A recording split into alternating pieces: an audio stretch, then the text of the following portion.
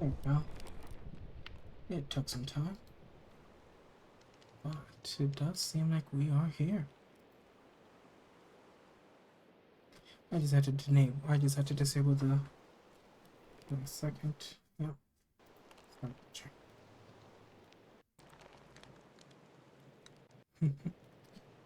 Interesting how it's still darkened.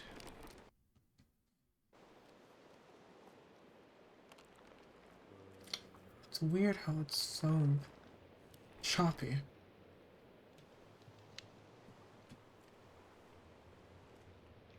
Very well. There we go. Hello, everyone. Let me just double check my audio. Hello. Says we are good, so I'm gonna trust it. Let me just make one more thing.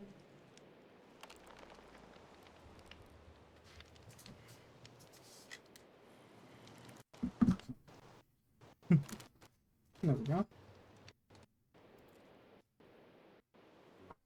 Lovely.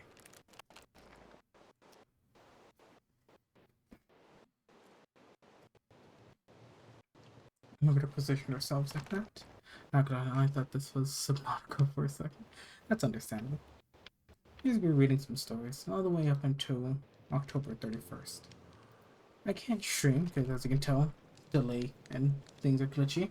So game-wise, can't fix that yet. So I probably could. I would not have the overlay, which I suppose is bearable. Hello. Get to some spooky stories. The first story we have is from the Creepypasta. You Can't Trust Everyone. Published on August 17th of 2019. This pasta apparently includes deaths, murders, disappearance, demons, possessions, famous creepypasta, rites, rituals. It's an original. Cultists, cults, deaths, demonic possession, and so on and so forth. 9-minute read.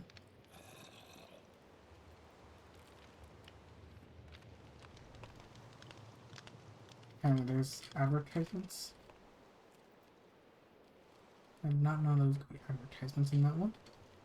As much as I would like to. I'm not a big fan of advertisements in my creepypastas. Let's go for the top ranked instead then, if that's going to be the case.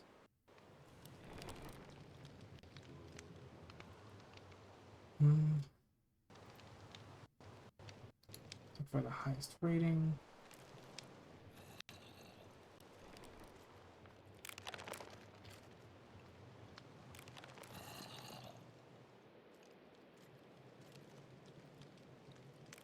Okay.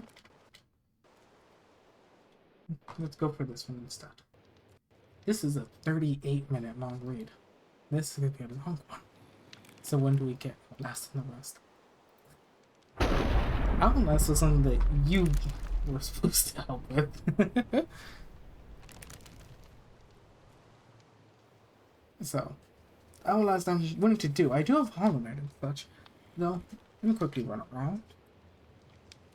Much as I'd like to stream Outlast, it's kind of hard to when, you know, this is the quality of the stream. Especially when you factor in the 45-second delay. It's very annoying. It's choppy. And I want to fix that. If I stream just directly from Xbox to Twitch, it's a lot smoother. You would think it'd run easier going from my Xbox to my computer then to Twitch, but apparently not.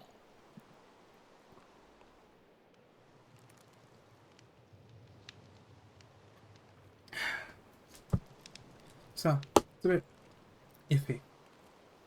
Ah, I was thirsty. Okay. I want to quickly mute my notifications because I don't want my phone buzzing every so often. No, I will keep one notification open just in case if the phone calls me.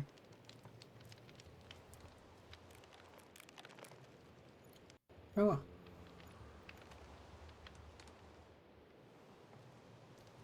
Who else is texting me?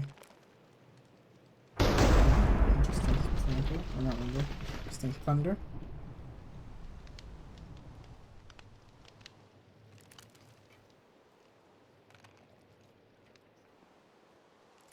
Okay. I'm gonna just keep my phone on like that.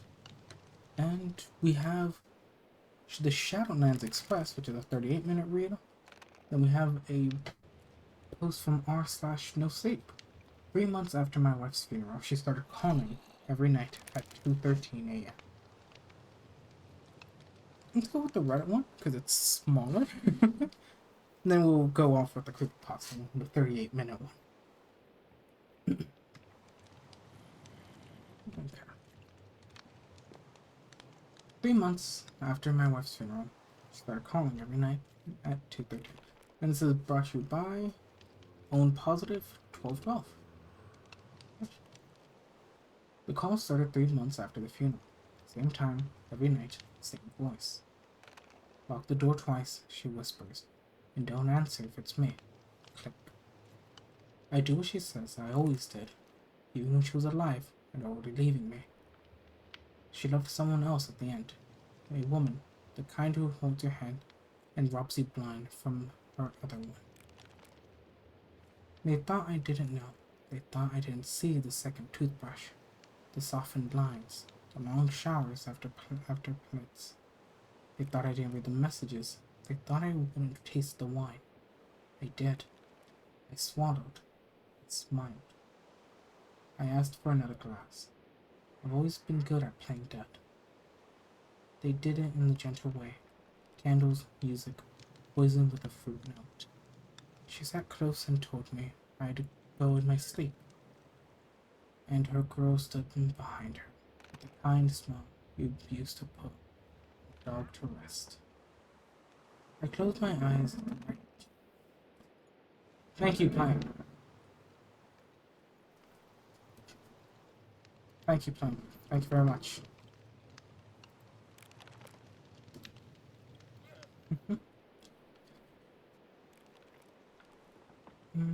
I closed my eyes at the right time. Let my pulse go soft, let my breath go thin. Let guilt do half their work for me. They drove me in the dark. They cried the right tears. They laid me by the wall and held my hands into each other, brave. And when they left, I got up, plumb with wet shoes and a throat full of metal, a moon hanging there like an open eye. I unlocked my own door twice and sat in my own chair until morning. When she came in and saw me, she pressed a hand to her chest, like a cliche. She made a small sound. She folded to the floor. The doctors called it a heart attack. Her girl didn't scream. She kissed me on the mouth and it tasted like rosemary and clover. Told you he'd be back, she said. Because that's the part my wife never learned. Her girl was mine first. We planned it quietly, months before the poison. She slid into my massages and I let her in. She rehearsed the lines with me and then sold them to my wife. She chose the wine, the dosage, the song. I chose the night. It was a simple plan. Let them kill me, come back round. Let guilt finish what the bottle started. She'd always had a bad heart, the surgeon said. So, when she was 22, she kept her pills in a white ceramic bowl that said blessed on it. She was careful with everything except me. Locked the door twice, the dead woman begs me now every night. I do, out of habit, but love, out of something meaner than both. People ask what grief looks like. It feels like power. When you stop pretending you need forgiveness. I kept the house, I kept the car, I kept the rosemary my wife's lover painted, planted on the windowsill the week after the funeral, because I liked the way it smelled when I cut it off. Sometimes at 2:13 a.m., the phone rattles on the nightstand and I answer. You were supposed to love me, she says. Why are you still with her? I tell her the truth. Because you taught me exactness. Because you taught me to check the locks, because you made me practice being alone, and then you left me. Someone who hates to be. Click. In the morning, I make eggs in her old pen. The girl pads out in my room, our bedroom, wraps herself in my wife's robes, and laughs when I set plates down like some suburban priest. Think she still calls, she says. Every night, I say. The girl kisses my cheek and steals my foot. Because stealing's how she says I love you. We don't talk about the water. We don't talk about the wine. We don't talk about how easy it is to teach someone how to kill you if you promise them it's mercy. We don't talk about looks. Two turns always two. Before you judge me, understand this. I didn't make my wife plan my death. I just stopped getting in the way when she wanted to be free. I let her believe the prison would do it clean. I let her believe guilt wouldn't. And when she fell, I didn't catch her. I answered the phone instead.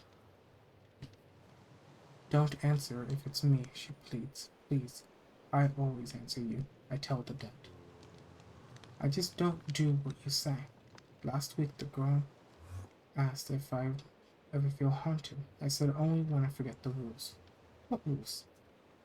Lock the door twice. Don't drink from anyone you don't plan to bury. Don't give away what you can take. And if phone rings after midnight, don't answer it if it's me. She finished grinning. She knows how to speak my language. She's fluent in way. If you want a happy ending, this isn't one. There's just a kitchen at night, a phone that rings at 2:13, a man who picks up because he likes to hear ghosts learn the shape of silence. There are 2 plates in the sink, 2 locks on the door, 2 people who sleep fine because we earned it in the ugly way. Sometimes the dead asks for an apology. She asked me to leave the girl. Sometimes she asked what I did with the ball, the car, the second toothbrush, the blessed bowl. Where is she? She sobs. Where did you put her? She's right here, I say, and watch my lover walk past my chair, in my wife's robe, to lock the door twice. The line goes quiet, then the slow breath of someone who can't help loving me wrong. Watch out, she whispers finally. Smile into the dark. We wrote the rules.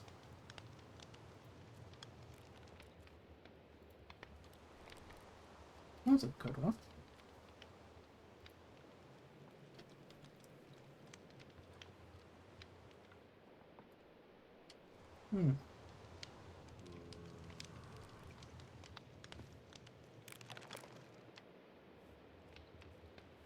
Look for the next one.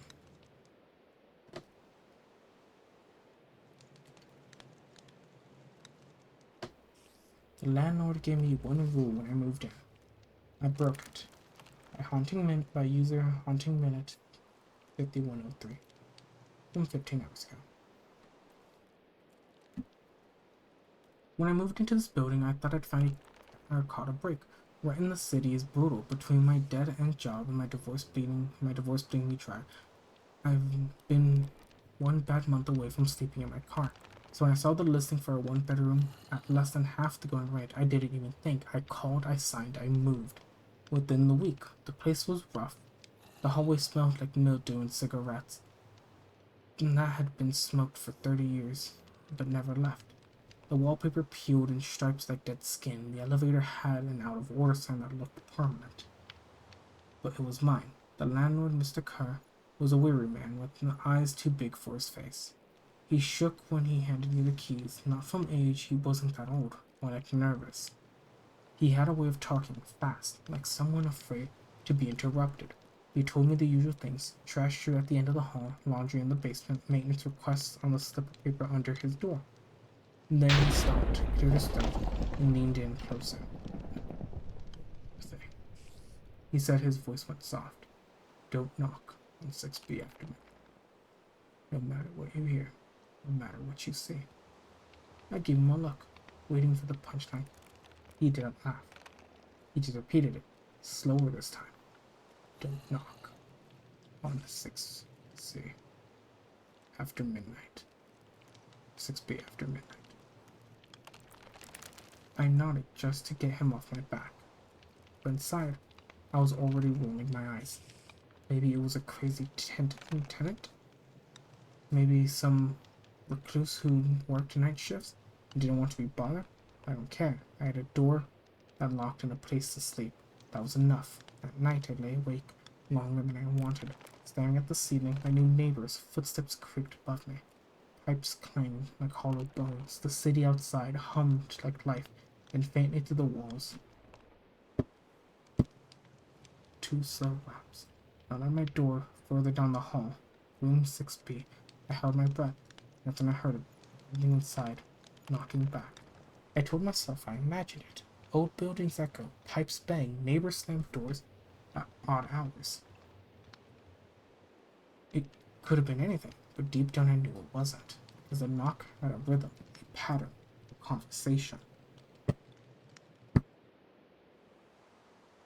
And the reply, softer, muffled, definitely there, thank Ken.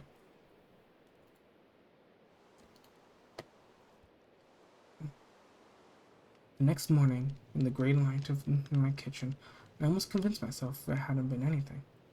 But when I left for work and walked past 6B, I slowed down. The door was plain. Sheepwood, painted beige, a number peeling, no decorations, no welcome mat. But standing there, I felt the hair in my arms rise, like the air in front of the door was heavier than the rest of the hallway. I didn't linger. Over the next week, I settled in. Work, home, sleep, repeat. But the knocks came back. Every night, not at the same time, but just often enough that I started waiting for them. Always after midnight. 6B always answered. Once I pressed my ear on the wall, straining. I swear I heard a voice. Hoarse, hoarse, tired, begging. I jerked back like I'd been shocked. My heart was hammering so loud I thought someone would hear. The next day I asked the landlord about it. He stiffened instantly. His hand trembled as he adjusted his glasses. Don't, he said. Don't talk about 6B. Don't think about it. Leave it alone. He didn't explain. He didn't need to. His whole body told me enough. This wasn't a joke. This wasn't a story. This wasn't a fear. That night, I locked my door twice. And at 12:17 a.m., someone started knocking again. This time, it wasn't at 6B. It was mine. The first knock was soft. So faint, I thought I dreamt it. Then came the second one. Louder. Closer. At my door, I froze in bed. Covers bunched up under my chin, my phone glowing on the nightstand, but I didn't dare reach for it. The landlord's word pointed to my school. Don't knock on 6B after midnight. He hadn't said anything about 6B knocking back. The third knock rattled the wood, a little longer, more impatient. I swallowed hard and forced myself to sit up. The apartment was dark except for the faint orange glow bleeding through the blinds. My throat was dry, my legs felt like cement. Hello, my voice cracked. Thin and useless silence. I waited, heart thudding. Then, faster this time, I swung my legs over the bed and crept towards the door, every step screaming, don't. The peephole was a black circle in the middle of the door. I hesitated and pressed my eyes against it. The hallway stretched empty. Shadows pulled the corners. There was no one outside, just a door to 6B. And as I stared, I saw the knob on 6B twitch once, like someone had tried it. I staggered back, breath sharp in the chest, and faintly from behind the door. The next morning, I barely managed to drag myself out of bed. My eyes burned, my chest felt hollow, and I swore I could still hear the knocks echoing inside my skull. I wasn't doing it, I wasn't going to say anything, not to anyone. When I stepped into the hallway, I caught my neighbor across was staring at 6B, like it had just whispered her name. She was older, maybe late 50s, very gray hair pulled into a bun. She noticed me watching and quickly looked down at her grocery bags. You hear it too, she muttered. Not a question, I stopped. What? Her eyes flicked to the door, then back at me. The knocking. You've heard it. I opened my mouth, closed it. She gave me a smile. That wasn't really a smile at all. Don't answer. Don't speak to it. Whatever you do, don't knock back. Before I could respond, she stepped into her apartment and shut the door. That night I stayed up again, sat on my couch with the TV on mute, trying to act like it wasn't there. 12:03, 12:11, 12:29, and it came. 6B, I held my breath. Silence touched and then a few new sound. On the other side of my wall, right where my head would have been if I'd been laying down, I bolted upwards, stumbling into the middle of the room, staring at the plaster like I could see through it. And in the silence that followed, I realized something that made my stomach twist. It wasn't trying to get out of 6B, it was trying to get in. The following day, I caught the landlord in the front steps, phoned him with his keys. He didn't tell me it knocks on other doors. I said before I could stop myself. He froze. His face drained like someone had pulled a plug. Don't. His voice cracked. He stepped closer, almost whispering. Don't talk about it out loud. Don't give it your attention. That's what it wants. What's in there? I asked. He just shook his head. His eyes darting to the building like we were being watched. No one lives in 6B. No one's lived there for years. You understand. I wanted to press him, to demand an explanation, but his fear was so raw, so obvious. But I just nodded. That night I tried to drown it out. With music, headphones volume up, anything to stop me from listening to the inevitable. At 12:20 came. Felt it anyways. The vibrations of the floorboard rattled in the glass in the corner. Even through the music, even through my own pulse. And then came the whispers right against my wall.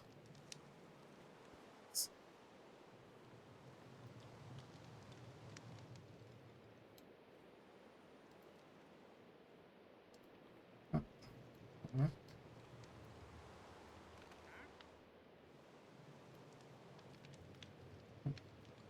Please. I ripped my headphones on. My apartment was silent, the kind of silence I feel staged, heavy, waiting, then relentless, violent, shaking my door in its frame. My heart slammed against my ribs. I backed into the kitchen, too scared to breathe. Then it stopped. The silence after was worse than the knocking. I crept back towards the people. Every nerve screamed, "Don't look." But I did. And this time I saw something. A hand. Pale. Too long. Fingers splayed across the wood of 6B's door. Pressing, trembling, and then slowly it knocked again. From the inside. I wasn't the only one losing sleep. By the end of the week, the whole floor looked like ghosts, hollow eyes, jittery hands, doors opening and closing so fast no one had to linger in the hallway. Everyone knew about 6B. No one wanted to talk about it, except one. His name was Derek. Early 20s, always smelled like weed, the kind of guy who thought rules were made just to see what happens when you broke them. He lived 2 doors from me. I ran into him outside the building, both of us pretending not to look at the dark windows. You hear it too, huh? He smirked. And this place is weird. I'm gonna figure out what's in there. You shouldn't. I said too fast. Come on, dude. It's just some crazy old shut-in.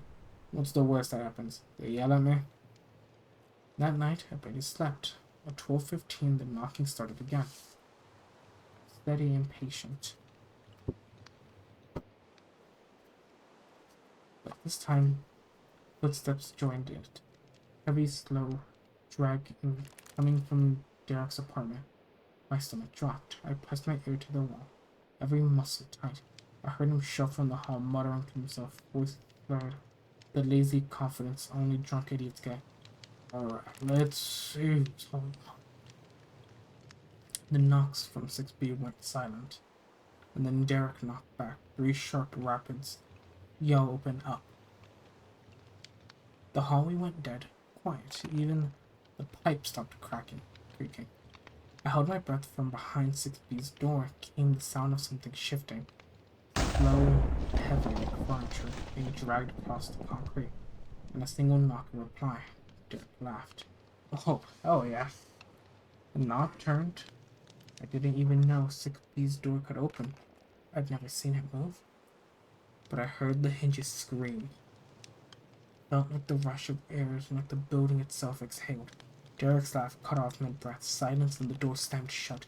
Hard enough that my walls shook. I waited 1 minute, 2, 5. Derek never came back. By morning, everyone knew. His door stood wide open. Lights still on, TV hummed to itself. Couch cushions tossed, a beer can tipped onto the floor. Derek was gone. No one said his name, no one wanted to. When the landlord came up, he didn't even bother stepping inside. Just looked once, pale and sweating, pulled the door shut behind him. He didn't. He didn't unlock it. Didn't put up a notice, just muttered. One less. Like it was a number on the list. The cops never came. Nobody reported him missing, but that night, when the knocking started, it sounded different, heavier, louder, and underneath I could hear a voice. Yo, but Derek's voice. I pressed both hands to my ears, rocking in my bed, whispering to myself, it's not him, it's not him, it's not him. The knocking followed me through the walls, down the hall, at my door, and when I checked, the people nearly screamed because Derek was standing there with something that looked like him. His face was wrong, the features blurred, smudged like wet paint. The eyes looked too wide, staring straight into the people, his body twitching like a puppet pulled by tangled strings. He croaked. I stumbled back, heart slamming against my ribs. And then from 6B's door came a sound like laughter, low, hollow. And Derek, what was left of him, jerked his head toward it before vanishing. Not walked away, not turned, vanished, like he'd been yanked back through the invisible curtain. The hallway went empty again, and 6B stood quiet, waiting. I didn't wait until morning. I stormed straight down the landlord's unit, fist pounding on his door until he cracked it open. His eyes were wild, sunken, like he hadn't slept in weeks. You knew, he hissed. You knew Derek was gone. I was in there. For a long moment, he just stared at me, lips trembling, hands gripping the frame like he'd let go. He'd fall apart. And finally, he opened the door and motioned me inside. His apartment was bare, too bare, no pictures, no books, no TV, just a table, a chair, and a stack of worn notebooks. The blinds were nailed shut. He sat heavily in the chair, rubbing his temples. You think I'd put up the rules for fun? His voice said, slow, bitter. You think I'd like losing tenants?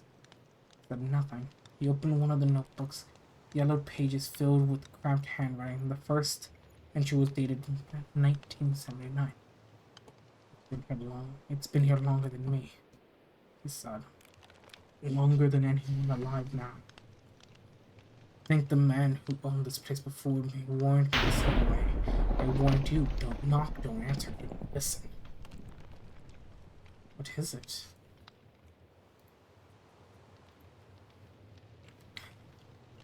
What is it? He shook his head. It's not a person, not anymore. It was people like clothes. That room, it's a door that shouldn't have. And once it opens, someone always goes missing. I swallowed hard, bile rising in my throat. So why not break it up? Burn the place down or something? His eyes snapped to mine, sharp with a kind of desperate anger. Think I haven't tried? Think others haven't? Every time someone interferes, it spreads. Once, it was just 6B. Then it was the whole floor, and the building across the street. Always knocking, always asking, always waiting for someone dumb enough to open the damn door. He leaned forward, gripping my wrist so tight. Don't be that someone. Do you understand me? Don't be the one who breaks the rule. I yanked free, my heart hammering because I couldn't tell him that the rule was already broken. And it was still knocking. That night, I tried everything. Headphones, sleeping pills, even stuffing towels under the door, but nothing drew it out. The knocks came closer, hungrier. Each one rattled the picture frames on my wall, shook the dust from the ceiling. it wasn't just 6B anymore.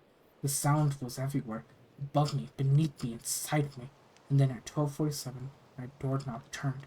I bolted upright in my bed. My door shuddered, as if someone was trying to twist it off its hinges. I staggered to the living room, every nerve screaming. The people showed only darkness. Not shadows, not an empty hall, just black. Like the other side of my door was being swallowed, and I heard it. Breathe. Hold. Derek's voice thin, warped,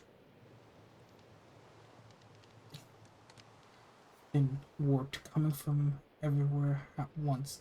Someone backstrained to the wall, and the wall knocked back, three booming raps of inches from my spine. I couldn't take it anymore. The fear, the sleepless nights, the constant waiting for the next sound. I had it to end it. Before I could talk myself out of it, I ripped open the door and staggered into the hallway. It was empty except for 6B. Its door was wide open.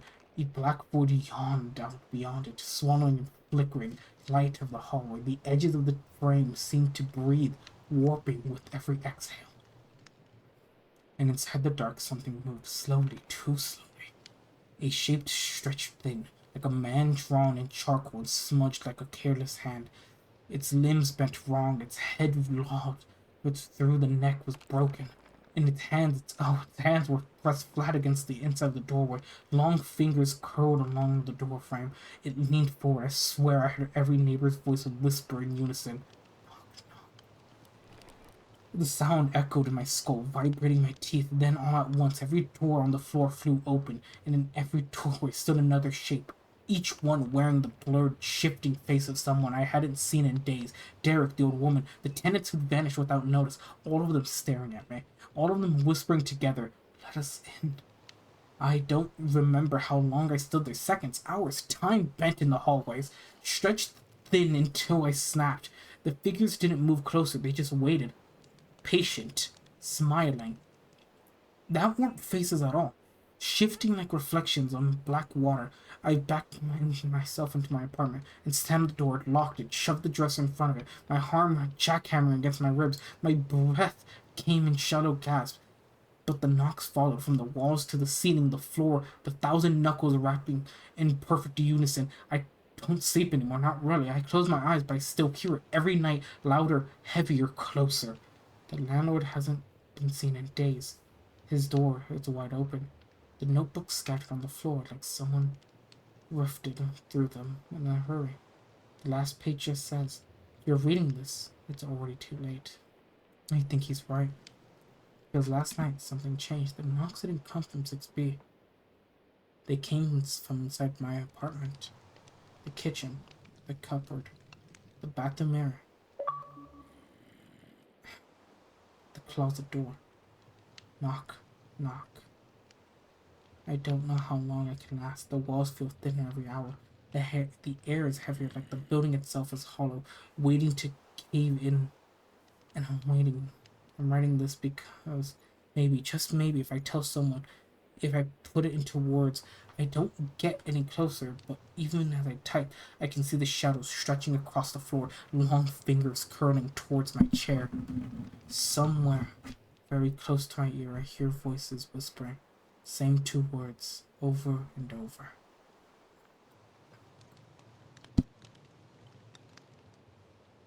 That was a good one. Good one. No, I did see my thing say my controller was gonna die. So, quick little break. We're gonna go fix that.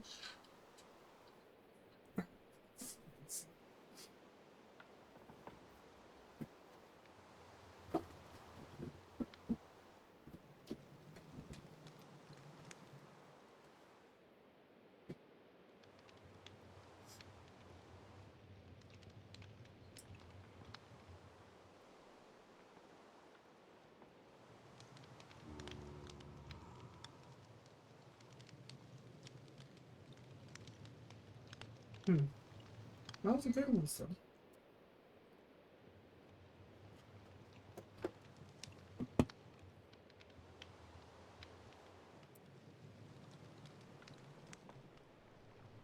There we go.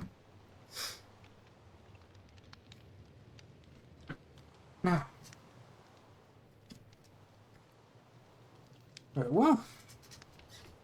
Let's look for the next one. How's it going? That was a long one. Oh, excuse me.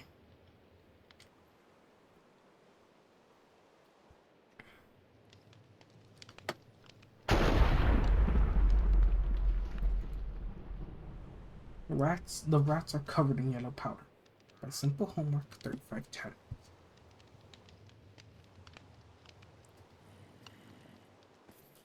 Let me quickly just load things up. Very well. Okay.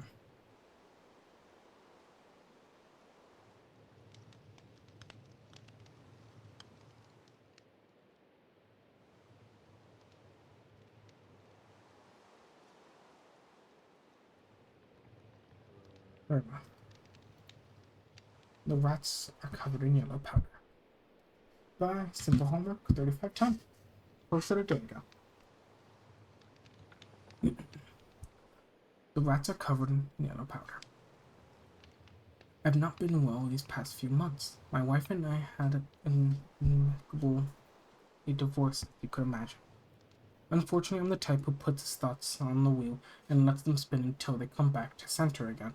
It must have been thousands of times that I thought about how different my life would have been if I could have just swallowed the words and forgotten. But I didn't swallow the words, and my life isn't different.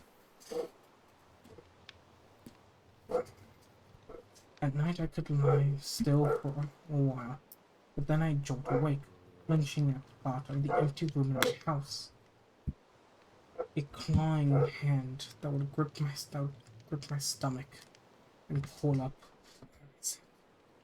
It always ran through my head. The room was empty and something was supposed to be in there. I needed to get out. So when my office offered the opportunity to get out of town, I took it without a second thought. I'm a financial bookkeeper. For the most part, it's a fairly simple job. Tedious and frustrating, but simple. However, a young man had requested some assistance in managing his deceased grandfather's real estate. Mr. Joltman worked fully with paper and organized it all in such a way that only a man who had built up the system over the course of decades could figure it out.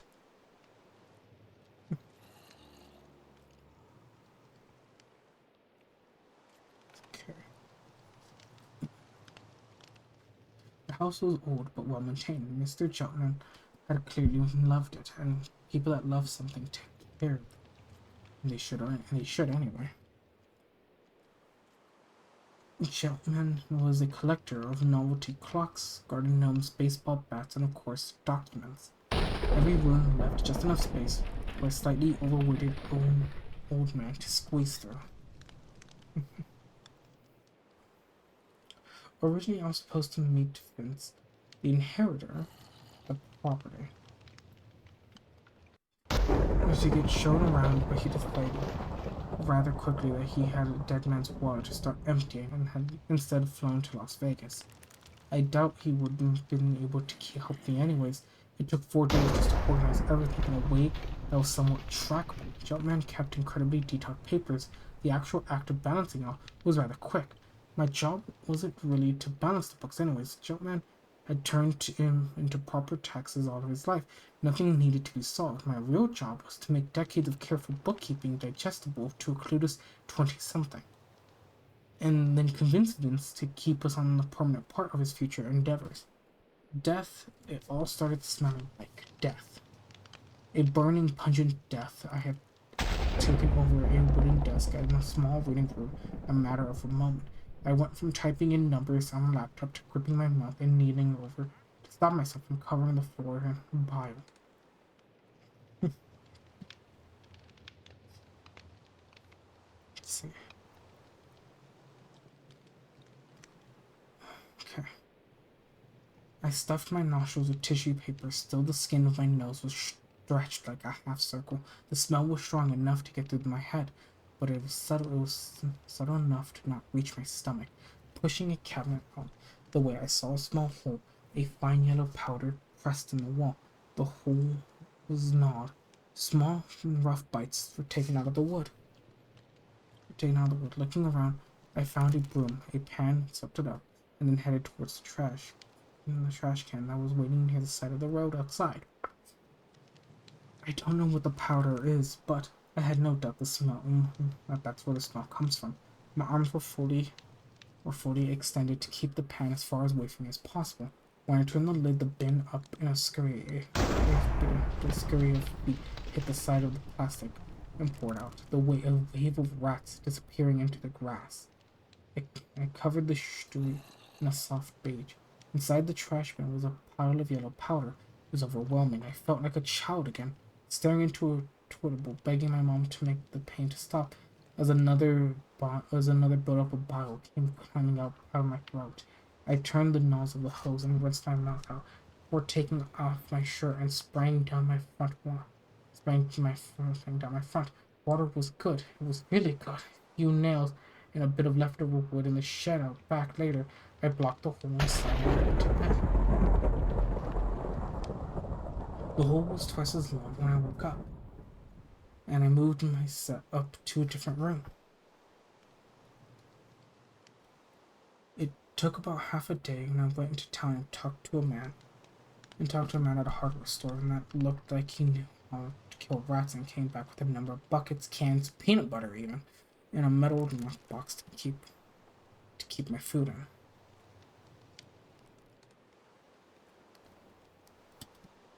As the man explained in extreme detail, if you cover a soda can in peanut butter and place it precisely on a bit of wire over a bucket filled with water, the rats climb in on the wire to get to the peanut butter, and the can will spin and the rats hit the water where they drown.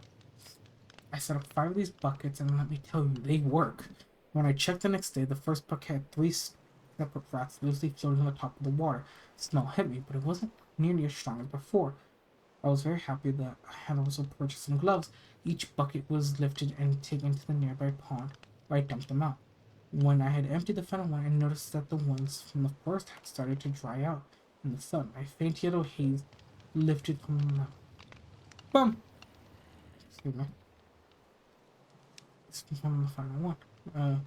Started to dry out in the sun. A faint yellow haze lifted from them, visible in the sunlight like dust in the window pane. Even happier, I got gloves. I grabbed one of the pots that had begun to dry and gently shook it. A swarm of yellow powder was left behind in a moment. A kid with dandruff running their fingers through their hair. More holes had appeared in the house, and I had begun to feel more like a little disturbed. I was trying to get in a motel when I realized that I didn't smell death. That stupid way humans act like a scent was gone. I instinctively leaned closer to the rat to ensure the smell was gone. It smelled like sheets on my bed. Not that bad I left behind, but the ones I had before. It smelled like an argument over what to eat for dinner. It smelled like the pages of a copy what to expect for the first year. Like a trip to IKEA. It smelled like a filled room. It was like a headspace for a bit until I heard the sound of a titter behind me. Staring at me from the grass was a possum. Its white face poked down bits of effort. Once I knew I was aware of its presence, I walked away slowly into the woods, a cloud of yellow powder raising up with every moment of its coat. I followed. Deeper into the woods we went.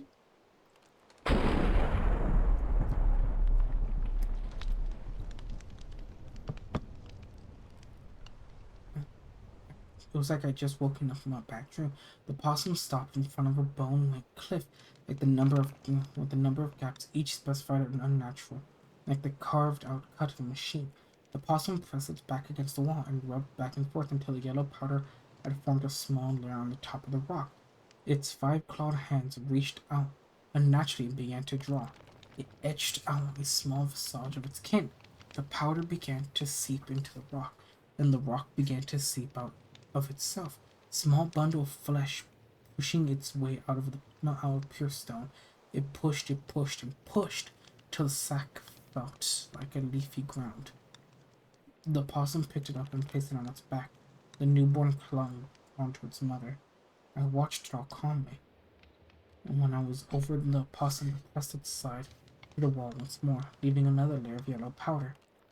Its beady eyes staring at me. Its mouth was pulling all the seams and spurts of uncontrollable noises, small laughter escaping into my ear. Despite the efforts it put forward that I left, I went back to sleep. Death once again filtered with my nostrils. The smooth aroma returned to its pungent roots. I covered my mouth and found myself unwilling to move. It was there, and I used it to draw. I gave my daughter my mother's eyes. I gave my daughter the full eyebrows that were on my face. I gave her hair, ears, arms, legs, blood, guts, and a smile. Nothing happened. My eyes stayed still in the visage, but it remained simply a cliffside. When I returned to the old house, I was tired and went to bed. Daddy. My body stretched up with my mind catching up as I sprinted to the door. Daddy. My hand slammed into the light switch and the hallway turned bright. The door across from mine was closed. I was scared. The door wouldn't open. I could hear her on the other side. Her voice was shaking and desperate. Mine was probably the same. I slammed my body to the door. The solid wood wouldn't give. Please, where are you? Running into another room, I took one of Gentleman's bats and I swung it over and over until the door fell down. It was empty. It was an empty room. It was always an empty room. It will always be an empty room.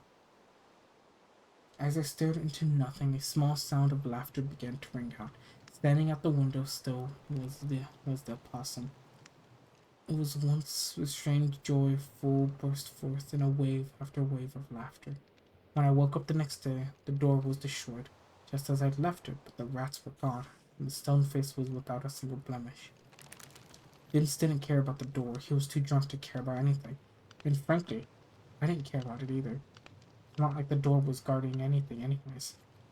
I absently went through the numbers before I finally went home. It was probably too late at the point I got free therapy. Nice to talk about everything, but I don't want to tell them about this. I just want to put it there, so not solely on my shoulders, and try not to think about it anymore. Hopeful that maybe someday I'll be able to swallow it down and use that room for something.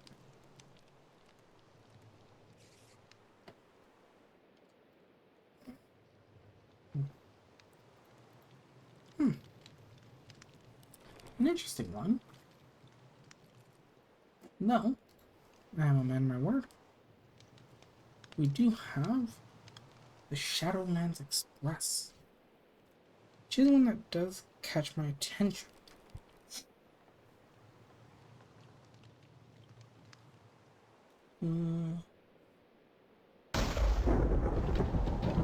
Okay.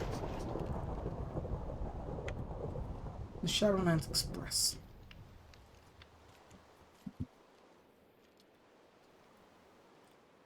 Estimated reading time, 38 minutes. Act 1, I presume. Oh, this is written by Mark Lynch. So, relax and enjoy yourself, ladies and gentlemen. I can't say why I was chosen to ride the Shadowlands Express. Why me? Not the countless others who have sinned during their mortal lives. Perhaps all will be forced to face their demon in the end. I can't say for sure, but clearly the Odyssey I was thrust into was not of my choosing. I wouldn't have bothered the ghost train if I'd known the horrors which lay before me. But despite the terror I've lived through, the people I've lost, I strangely feel like I'm a better man because of it, but getting ahead of myself. There's not much I can tell you about myself. I'm not here to recount my life stories. I've never thought of myself as a bad person. But I've done some bad things which result in people getting hurt. I've worked in the corporate world for most of my life and never had a problem with screwing people over to advance my career. My company has a culture of working hard, playing hard, and I was one of the greatest proponents in Hediosen's lifestyle. On the fateful night when I boarded in the express, I had been out of town, partying and drinking hard before making a mad dash to the last train home. Honestly, I remember little about the sequence of events that night. As it all passed by a drunken blur, I vaguely recall running through the abandoned train station, buying a paper ticket from a dead-eyed attendant, sprinting down the platform and jumping inside the carriage mere seconds before the door slammed shut. I was panting and sweating by the time I entered. The nondescript train carriage felt like I felt satisfied because I had made it just in the nick of time. I remember smiling as I collapsed down upon the cushioned seat at an empty booth, hearing the whistles being blown as the train slowly pulled away from the platform, gaining speed as it exited the station and proceeded along the tracks. I felt exhausted at the moment, physically drained by the night of drinking and the dash to the carriage. I loosened my tie, wiped my sweat off my brow, and tried my best to keep my eyes open.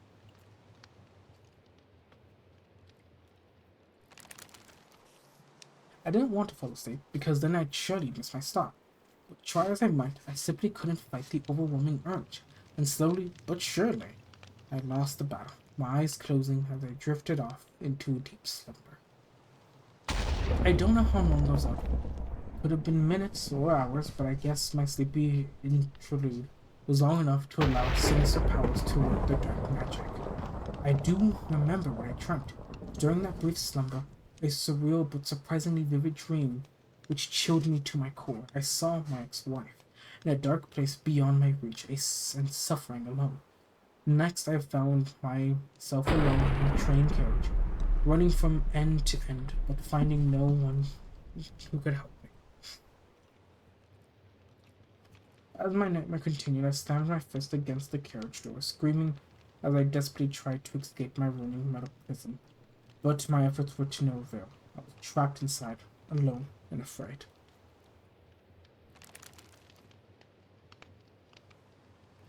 Okay. I was awake in an instant, gasping for air. I shot up from my seat. I scanned from side to side, somewhat relieved to find I was still inside the train, and had simply suffered a bad dream. I groggily adjusted my eyes to the harsh strip lights, noting which the brightness inside the carriage compared to the darkness inside of the carriage. Compared to the darkness inside the carriage windows. The train was running past city streets, but not a light could be seen, not on the roads of any buildings, and this struck me as odd.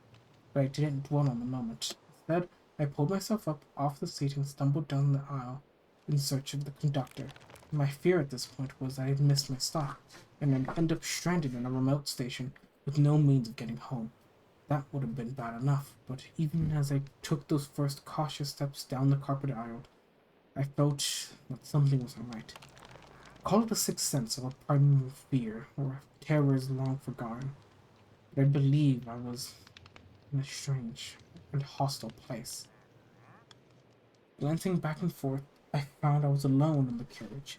This was disconcerting, not necessarily surprising, as I was riding on late night.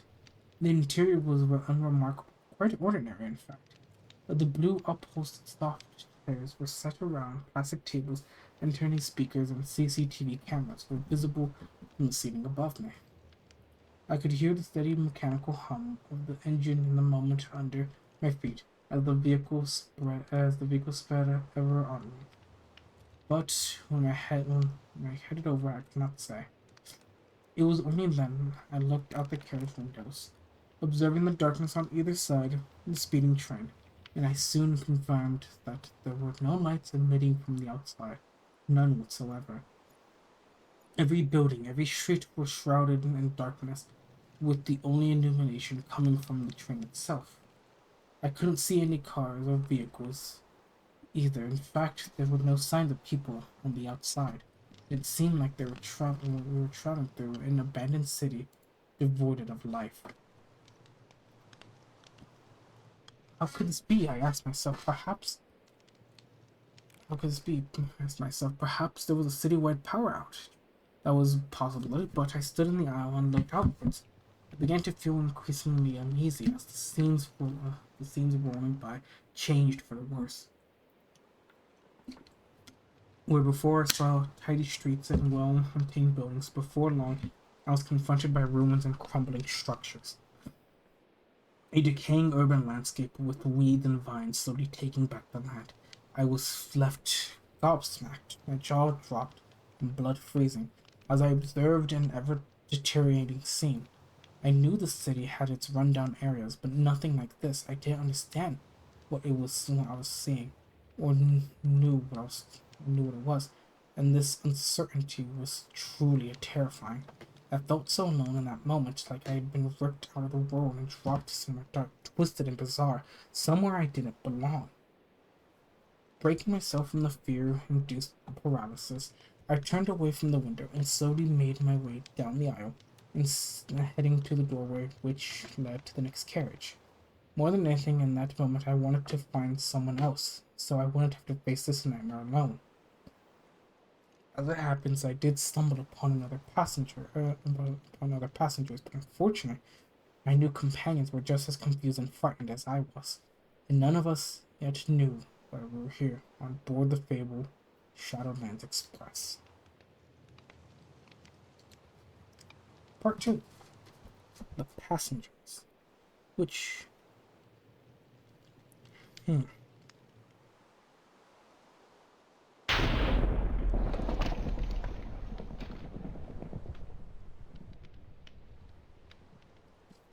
No. What the hell? My hallway lights are turned on.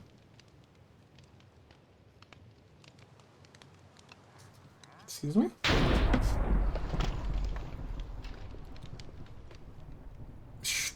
Strange?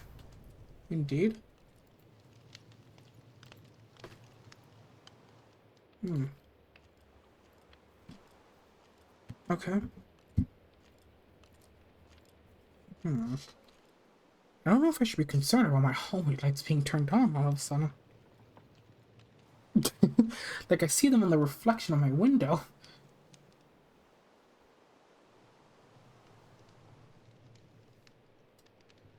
Hmm.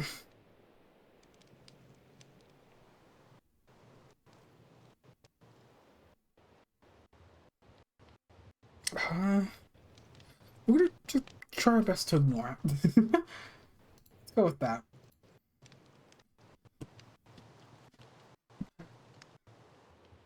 Part 2.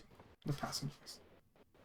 Anna was the first person I stumbled across. I didn't know whether this was an accident or by design, but she was the next carriage in line for mine. I stumbled into her as soon as I entered through the connecting door. Anna was a woman in her early 30s, her appearance striking even at first sight, and I couldn't help but feel attracted to her despite the precautious circumstances. Her skin was dark and hair brunette.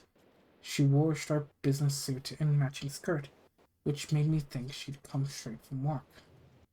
I noted how her mascara had run like she'd been crying, and her deep brown eyes were filled with passion but also fear as she jumped up from her seat and glared at me with suspicion.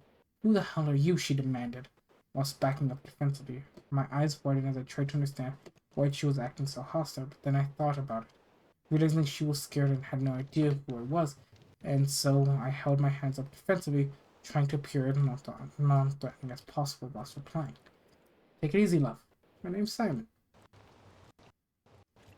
Oh, I was concerned. I'm like, what's digging into my thing? And then I remembered, oh no, it's probably my father digging into the ice. I'm so sorry. I don't know if you guys heard that.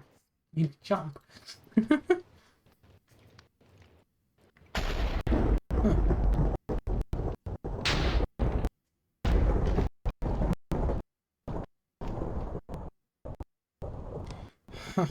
Sorry.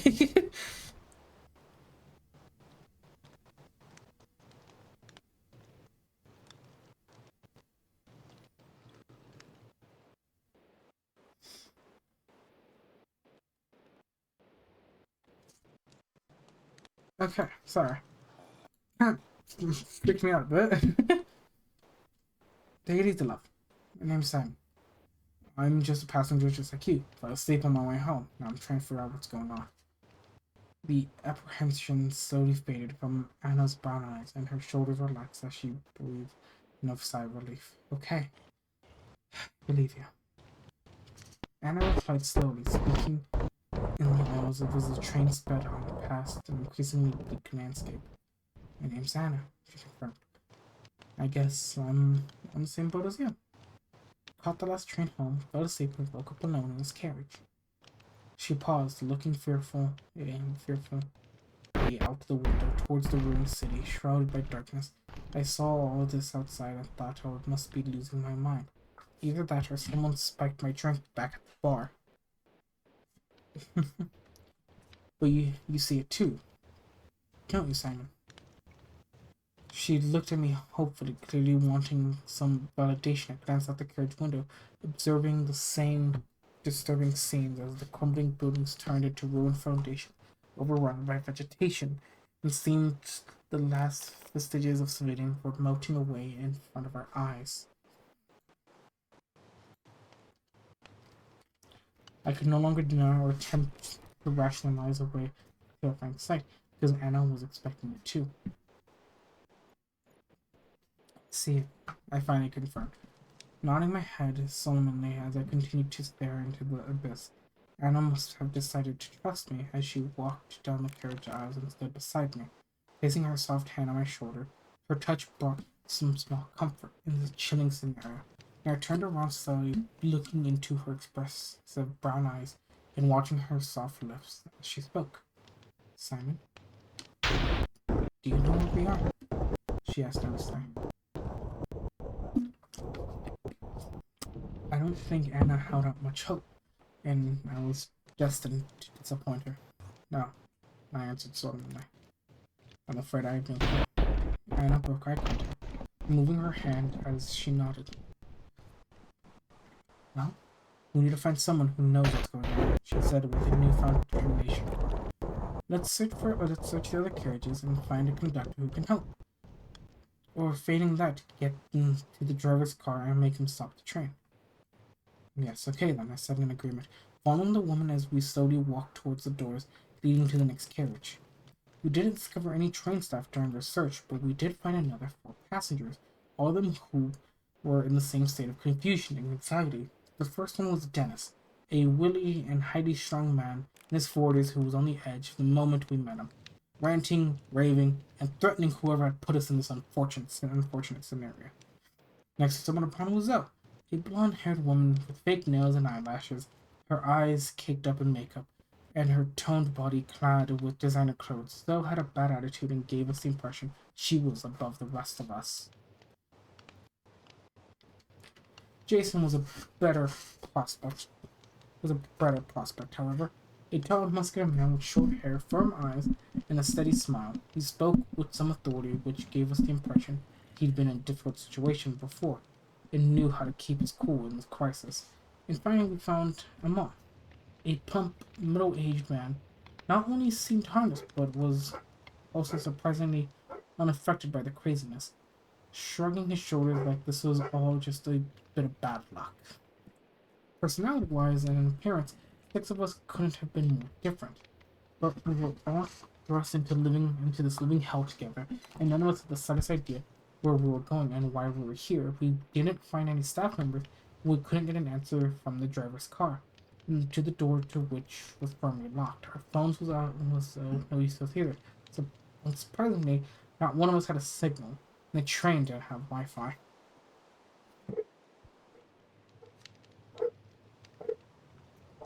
We walked the train carriages from the end to end, trying to find something, anything which could help us. The emergency lever was no use. We pulled it and the train kept speeding on. Next, Dennis got the idea to use the glass breaker hammer. He promptly opened the hammer, poising it against the window, ready to smash the safety glass, even though we told him that it was pointless, as the train was still traveling at unconsiderable speed. Dennis wouldn't listen to us, however, but before he could strike the blow, we were all startled by the disembodied voice out to us through its carriage speakers. Please, sir, if you must insist to put the hammer down, petty vandalism will not be tolerated. The voice was surprisingly polite, but at the same time authoritative, no more than a little sinister. I don't think any of us knew what to think, but The mysterious voice captured our full attention, and even Dennis lowered the hammer and turned his head in astonishment. Part 3. The Conductor.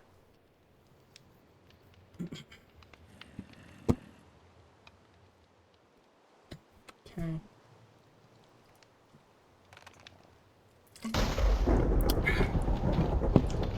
Part 3. The Conductor. We looked up at the tiny, all frozen in shock, as we waited for the voice to speak again. "Oh, sir, please set the hammer down on the table. There's a good shot." The unidentified male voice was being deliberately patronizing, and I didn't believe it for that well. And so I was surprised when my fellow passenger meekly complied with the instructions, dropping the glass breaker down with a dull thud. A tense moment of silence followed before Zoe spoke out. "And who the hell are you?" she demanded. "And more importantly, where are you?" Clearly her voice was directed towards the anonymous man communicating through the channel. I considered this pointless as the speaker wasn't a two-way radio, and so surely he couldn't hear us, but once again I was surprised because the disembodied voice did answer. "Well, madam, I am the conductor, of course. This train and you, the passengers, are my responsibility." "And where am I, you may ask? I'm right here where I've always been. Riding the Shadowlands Express. This train is my home and will always be." His reply was cryptic and oddly chilling. I was left speechless while trying to understand the meaning behind the conductor's words, but Zoe talked back through clenched teeth. "There is no conductor on board the train," she snarled. "We've searched every carriage end to end." The conductor responds with a dry chuckle. "I assure you, madam, I am here. You may not be able to see my physical presence, but I can see and hear everything that occurs on board." A cold chill went up my spine upon hearing those words. I think Zoe had a similar feeling, as her eyes widened in shock before she looked down at the expensive huge shoes. Jason was next to speak out.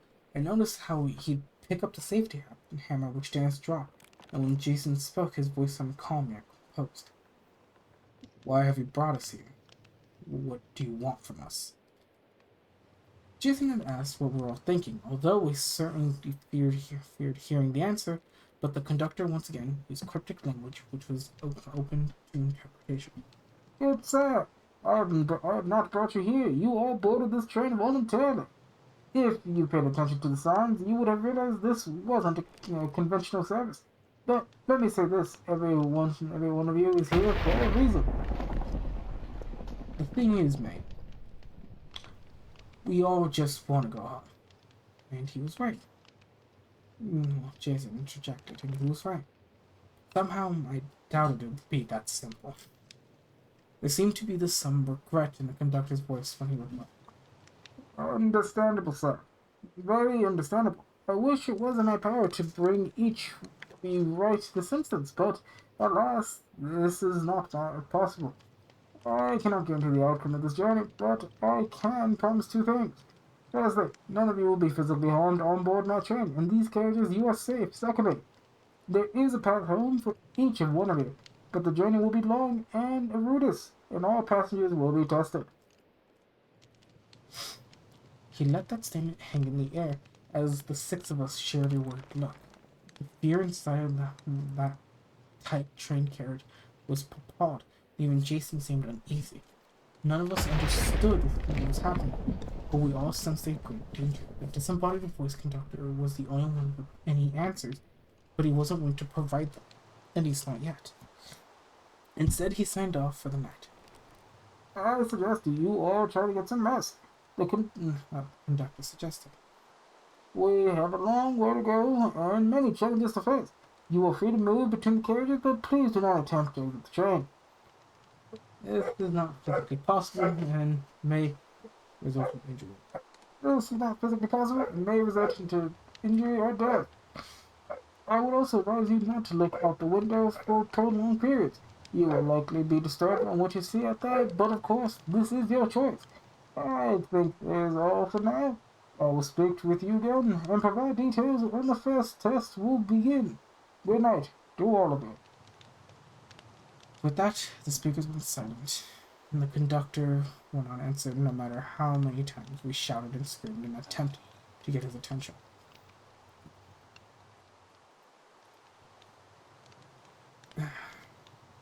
Eventually, we settled down, sitting together in the middle carriage as we tried to come to terms with our insane situation. We talked for some time, exchanging outlandish theories on what this might be. The most persuasive argument was that we'd been placed inside some kind of twisted experiment. And we were hallucinating due to psychiatric drugs or gas that seemed unlikely but just quite plausible. Other possibilities discussed include alien abduction or descent into purgatory. I found that the last option was peculiarly chilling. We all dead. I didn't think so. I still felt alive and had the same urges, feelings, and bodily functions. Thankfully, there was a functional toilet in the speeding phantom train, and we had 3 plastic bottles between the 6 of us, which we could fill with water from the tap. Except so, we refused to share her bottle, and Dennis insisted on drinking straight from the tap. There was no food on board the train, however. This would become a problem the longer the journey kept on. The conductor told us not to look out the carriage windows. Good advice, but easier said than done. As the night went on, the ruined city was replaced with a dark forest with tall trees on either side of the tracks. The vast wooded area went for mile after mile, and the forest was empty.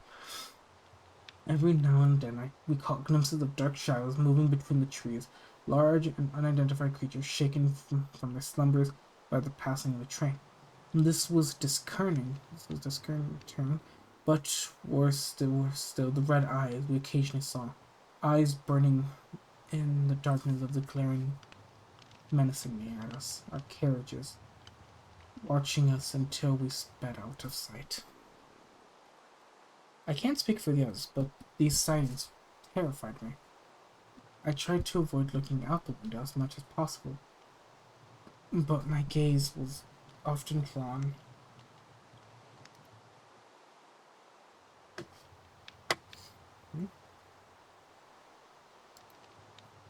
Sorry, I clipped something back, so I'm resumed. My sincerest apologies.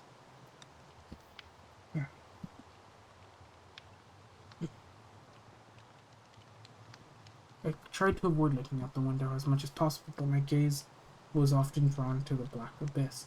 It was Anna who made the discovery, which cast some light for the situation. She examined the ticket she'd bought from the station and found a message printed on the back. As it turned out, we all had a proverb of work or other communication written on the rear of our paper tickets, all unique and apparently personalized. We did not share messages with the group, at least not for sight, but I believe we were all shaken after reading those written words, perhaps even more than the terrors we witnessed outside the windows. I can only speak for my own proverb, which read, "A false witness will not go unpunished, and whoever pours out lies will not go free." I struggled to control my emotions as I read those words again and again. I couldn't say for sure just yet, but I had the idea of why I was here. Part 4. The platform.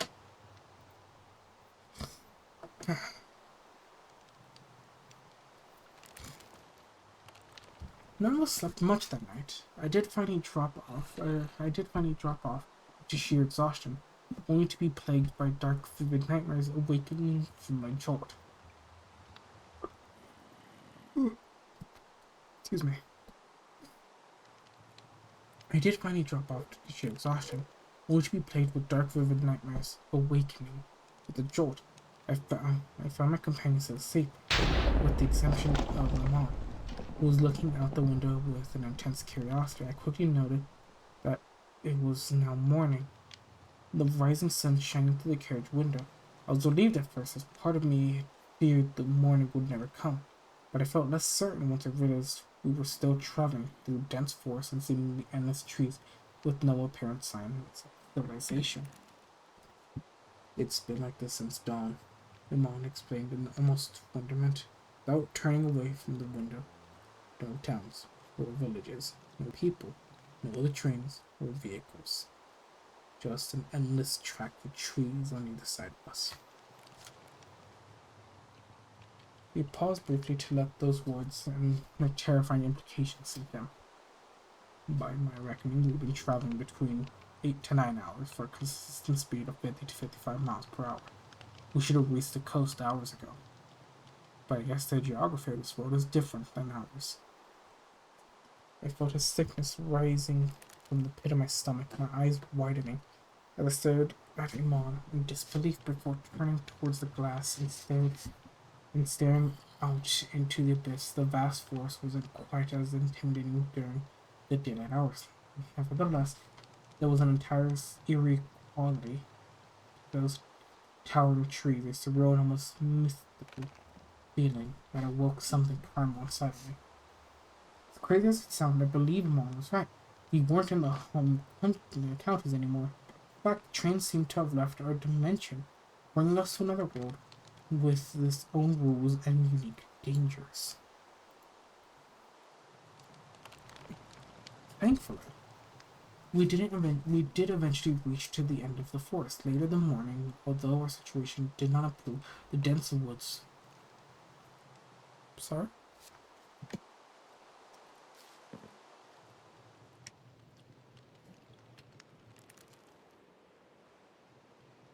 I just heard something whisper.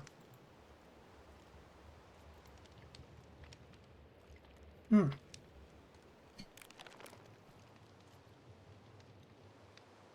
Hmm. Probably shouldn't overthink it. That's how I end up scaring myself. I'm supposed to be reading. Because I can't be scaring myself on day. Thank you, Minecraft Learning. I can't be scaring myself on day one. Just started this. I'm supposed to be doing this for 2 hours for the next days. Thankfully, we did eventually reach the end of the forest. Later that morning, although our situation did not improve, dense woods were replaced by mile after mile of rolling green hills, desolate and windswept, seemingly empty moors set under grim gray skies. We didn't pass through any settlements during the long first days. Then the most we saw was the occasional stone cottage set up from isolated hills. Most appeared abandoned, but occasionally we spotted figures standing behind windows or in doorways. Dead-eyed farmers and their families dressed in rags and observing our train as it sped past. And all stood solemn and silent like they were watching a funeral procession. Every 50 miles or so we passed the platform. Our train never stopped or even slowed down, and there didn't seem to be any point in these platforms existing as they were merely elevated walkways with nothing to note anywhere near them. The first couple of platforms we flew past were empty, but a solitary figure was standing on the third. An elderly woman with a disheveled white hair, wrinkly skin, and wearing a blood red dress. I remember the cold chill I experienced when I first saw her, deep terror, which I couldn't fully explain. We all watched in silence through the carriage windows, noting the twisted smile on her lips as she followed our progress along the tracks, lifting her arm to wave at us in an act of horrifying mockery. I called this woman the Hag, and we must have seen her at least a dozen times during our long journey. Hag always stood alone on the platform and watched her train roll by. Sometimes she stood in the silent vigil. Other times she smiled and waved. But the worst occasions were when the hag reacted with the hostility to our presence, running along the platform with pure hatred in her eyes while screaming obscenities which we could not hear. Okay. I don't know whether it was the same woman every time or a series of doppelgangers. It shouldn't have been physically possible for an elderly woman to travel hundreds of miles in mere hours, but the recognized laws of physics didn't seem to apply in this world. The hag stopped appearing as we approached sundown, only to be replaced with an even more sinister figure. As the light faded, we were confronted by a hooded man who stood upon the passing platform, a figure dressed from head to toe in dark robes with his face covered. We called this chilling entity the Harbinger. Although I feared he might represent something even darker, we never saw his face because it was covered by his hood. Still, we sensed the Harbinger was closely observing our progress through this realm. He wasn't alone. The Harbinger was always accompanied with a huge white dog, more like a wolf, an actual face, which he kept on a tight leash. While the Harbinger always remained still and silent, his mutt barked maniacally at the train, struggling against the chain, her eyes burning with hatred and hunger, with the maw filled with razor-sharp fangs. The day was filled with terror and paranoia. As my fellow passengers and I pushed closer to the breaking point, I don't recall all the conversations we had in between those terrifying interlucids. We tried to make plans, but couldn't find no solutions. There was some talk of our lives back home, about families, friends, pets, hobbies, and jobs, about what we missed and what we wanted to get back to. Although some were more willing to share personal details than others, I saw the best and worst of my companions in those long hours. Jason revealed he was a former soldier, and he continued to try and take charge in the chaos, although in practical sense he was effectively powerless. Dennis was continuously on edge and prone to angry outbursts, which made him increasingly unpopular within our small group. Zoe wasn't much better. Spotlit and entitled, she kept insisting that she shouldn't be here, as if any of us had a choice. By contrast, Imam barely spoke at all, instead silently staring at the window like he was mesmerized by the bizarre sights beyond the carriage. I began to think that Annie and I were the only single people on board, and we continued to bond and become closer despite the extreme stress of our situation. We made several attempts to gain the conductor's attention throughout the day, frequently shouting into the speakers, but to no avail. The conductor ignored us throughout the day, only speaking to us again after dusk when he communicated the instructions for our first test. Good evening, passengers. The conductor suddenly exclaimed, his chilling voice booming through the PA system. We all jumped up, startled by the sudden intrusion. Where the hell have you been? Dennis snarled angrily, but the conductor simply ignored him, continuing to what seemed to be a prepared script. We soon arrive to our first stop. The instructions will be simple, but must be followed to the letter. All passengers must leave the carriage and step onto the platform. Once you disembark, you will find provisions waiting for you. Feel free to stock up on food and drink. When you have done so, you must stay in the platform and await further instructions. Do not leave this platform under any circumstances. I hope this is clear, and I look forward to welcoming you back to the carriage once this business is settled. Good luck. That was it. The message in full. The conductor wouldn't answer our frantic demands to further information. We wondered whether this was a trick, but sure enough, our train did begin to slow before finally coming to a halt aside a dimly lit platform. The carriage door shot open, but none of us moved an inch. Fear entered my companion's eye as the cold air from the outside hit us. In a sense, this is what we all wanted. The train had finally stopped after a non-stop journey over hundreds of miles. The carriage doors were open, but still none of us were in a hurry to disembark, not given the horrors we'd witnessed outside the train's windows. The conductor had given us clear and simple instructions, but how could we trust him? Still, there was an added incentive to step upwards to the platform. The far end of the elevated walkway, you could see two vending machines stocked up with crisp chocolates, processed foods, soft drinks, bottled water. We had water on the train, but no food, and hunger was starting to hit home. We debated for some time over whether to disembark, and eventually voted in favor for this action.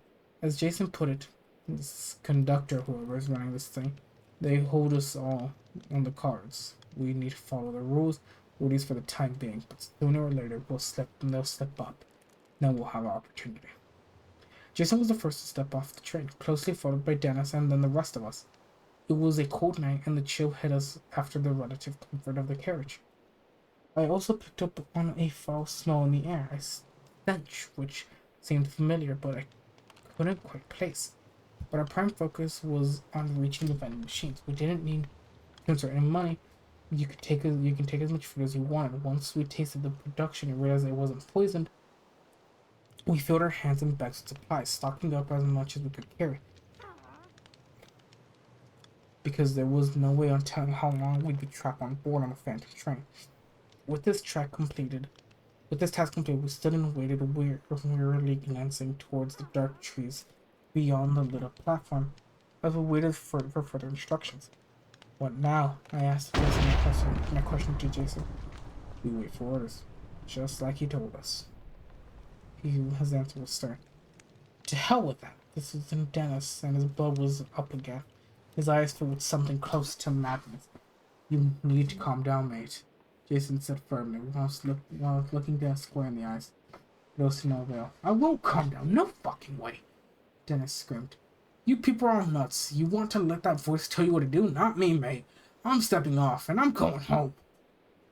No, Dennis, Anna cried, in distress. We don't know what's out there. Dennis simply scoffed dismissively. I'll take my chances. No way I'm getting back on that fucking train. I moved towards Dennis, intending to physically restrain him, if necessary, but Jason stopped me from doing so, placing a firm hand on my shoulder and shaking his head with the negative. Hmm? Huh? Okay. In the negative. A moment later, and Dennis was off from the end of the platform and sprinting into the forest, but he didn't make it far. We didn't witness our companion's grisly death. Thankfully, it was too dark to see it, but we did hear every horrific detail. As the slaughter played out and the blackness first came the low, animalistic growl, followed by a chilling scream from Dennis as he surely realized he'd made a terrible mistake. A violent rustling came from the bushes. Dennis continued to scream frantically as he grounding his tore into him with teeth and claws, ripping flesh and cracking bones. Mercifully it was over soon. As Dennis stopped screaming and we all could hear the sound of a body being slowly dragged away. Oh my god, Zoe exclaimed, with tears of terror running down her cheeks. A moment of shocked silence followed before the speakers attached to the platform's lamps burst to life. The first test is now concluded. Please return to the train without delay. It was the conductor's voice, and we all obeyed, quickly jumping back on board the carriage before the door shut, and the train started to move forward, leaving the cursed platform behind. 6 of us had disembarked, and only 5 of us had gotten back on board. With the reckless Dennis devoured by the beast, we all sat in stunned silence for some time as the train sped on. Sped on. For some time, as the train sped on onwards. Eventually, the conductor provided some explanation of the sorts. Alas, Dennis is no more. He merely needed to obey the instructions, but instead he chose to run. Perhaps not surprising. In life, Dennis never held down a job, and he abandoned his wife and children. Running away was always in his nature. Then why test him? Anna responded angrily. You knew what he'd do, so what's the point? On the contrary, madam, the conductor responded coldly. I had no prior knowledge of what Dennis would do. His actions may be predictable, but Dennis had free will, as do all of you. You should bear this in mind during the trials to come. None of us had anything to say to that, the 5 of us sitting in wordless and fearful contemplation as our grim odyssey continued. Part 5. The Station House. Whew. We're going to take a quick break, ladies and gentlemen. And I'm going to go for my water bottle. So I'd like to go do that. We'll be right back.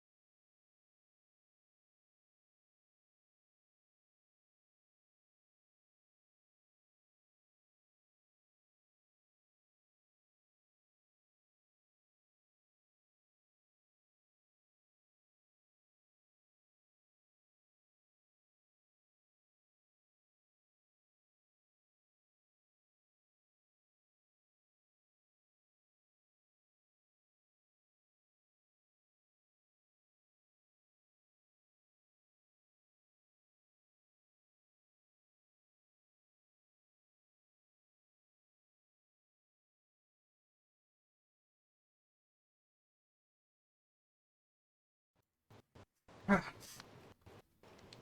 oh, let me just turn that back on. Hello, everyone. We're back. And we last left off. Not part 5. Part 5. The station house. Second day passed pretty much like the first. Night turned to day, and dense forest was once again replaced with rolling hills.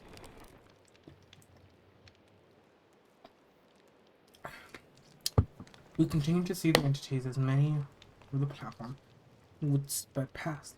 The old hag became more aggressive, chasing the train as far as the end of the platform, screaming blue murder with pure screaming bloody murder with pure, unadulterated hatred in her dark eyes. The Harbinger remained silent, although his presence was incredibly sinister, with his eyeless glare burning through us. And then there was the howhound barking maniacally with a murderous rage. The murderous rage. We couldn't help but notice the fresh blood pouring from the canine's fang-filled mouth. After a while, we stopped looking at the window entirely, although we found little solace inside the speeding train. Dennis's death had hit us hard. We had now realized how dangerous this place truly was. Hope began to fade, and I wonder whether any of us would make it home. We split into groups during the day, sitting in separate carriages and barely interacting. Surprisingly, Jason and Zoe formed a partnership despite their differences in personality and background. I think Zoe wanted a strong man who would protect her, and perhaps Jason needed someone to protect. Anna and I stayed close, holding each other as we slept and talked throughout the day. I don't wish to share all we said and did whilst alone together. Some things will remain private, but Anna brought me comfort during these hellish hours, and I like to think I returned the favor. Finally, there was the enigmatic Emma, who accompanied a carriage by himself, still refusing to engage with the group. A familiar pattern emerged as the PA system remained silent until nightfall, bursting to life after dusk as the conductor communicated the instructions of our second test. Good evening, passenger. I trust that you had a comfortable day's travel. Notice how the conductor's tone sounded less enthusiastic and more subdued than it had previously been, like the ordeal was draining for him too. You will surely be stopping at the station house here, and you will all face your next challenge. You should proceed into the lobby. You will find 5 doors, one marked for each of you. Inside, you will discover the reason why you're here. Facing your past sins is the best step towards redemption. Those of you who pass this test may re-embark for the final leg of our journey, and I wish you all good luck. And I shared a look of fearful apprehension as the train began to stop. Do we have to do this? Anna asked nervously. I think so, I answered whilst taking her hand.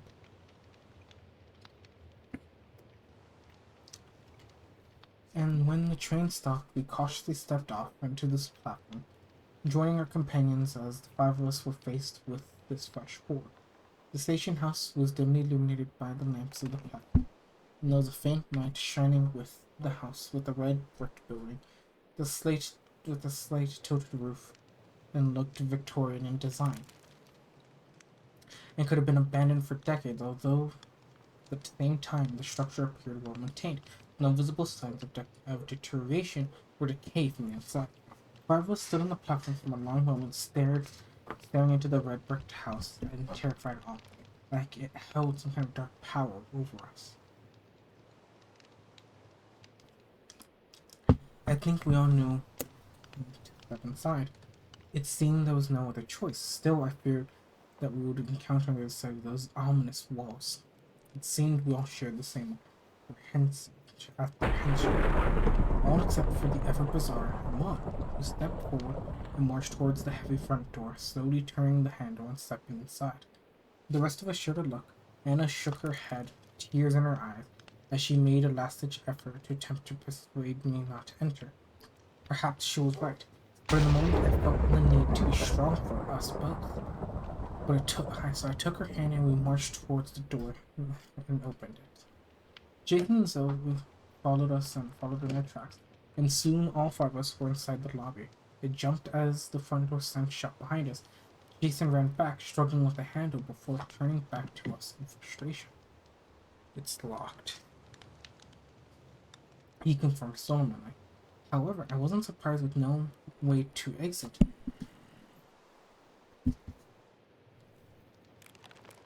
Sorry.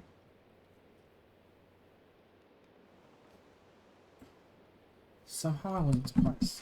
With no way to exit, we were forced to survey our grim surroundings. The station's house appeared larger on the inside than it looked on the outside. I couldn't say whether this was an optical illusion or the result of the black magic.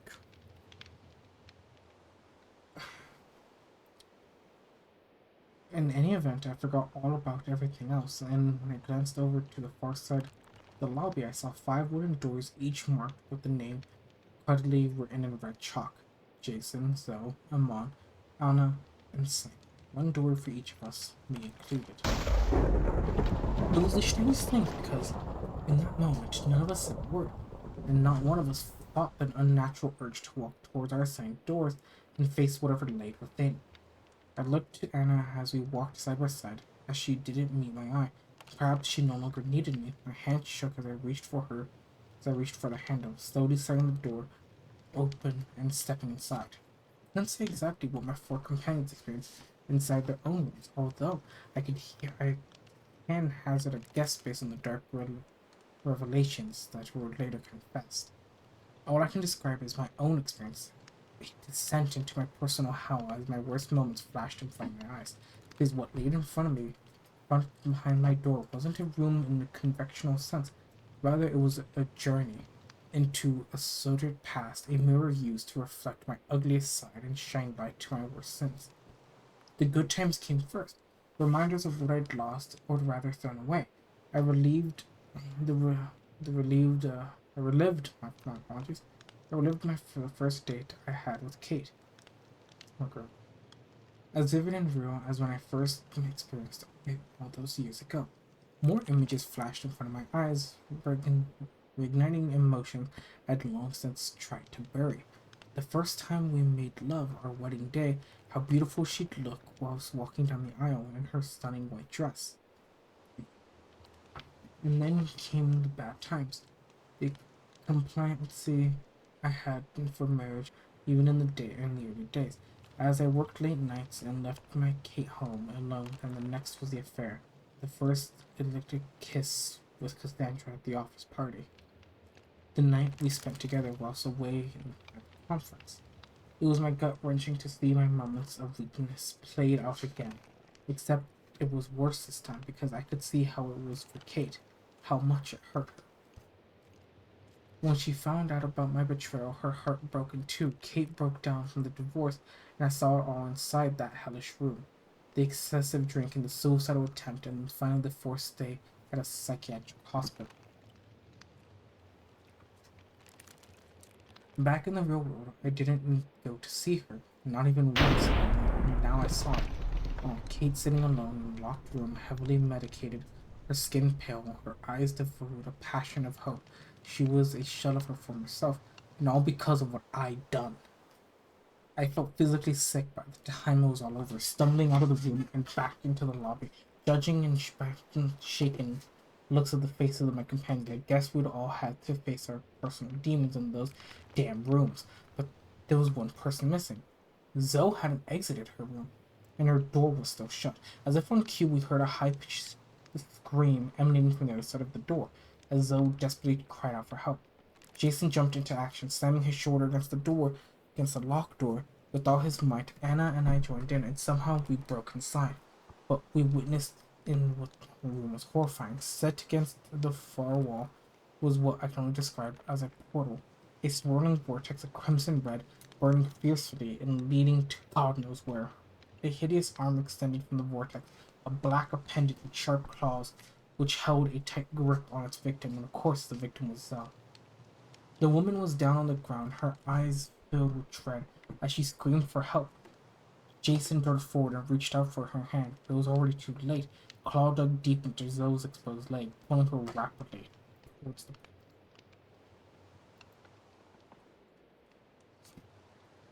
I'll always remember the final look of the woman's eyes, the sheer, unadulterated terror as she was dragged and kicking and screaming to the ground. It was all over before we could do a thing, as Zoe disappeared into the vortex, and the portal promptly vanished into thin air, leaving us staring at the blank wall in an empty room, barely able to comprehend what we'd just witnessed. 5 minutes after the horror, and we are back on the train.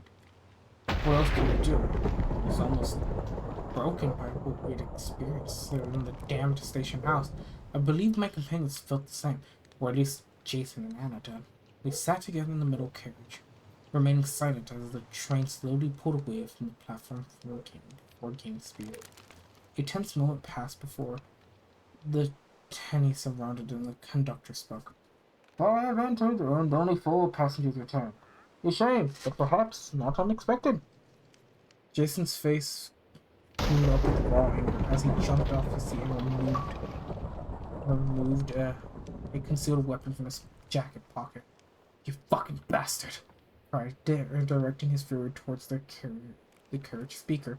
"You sent her in to die!"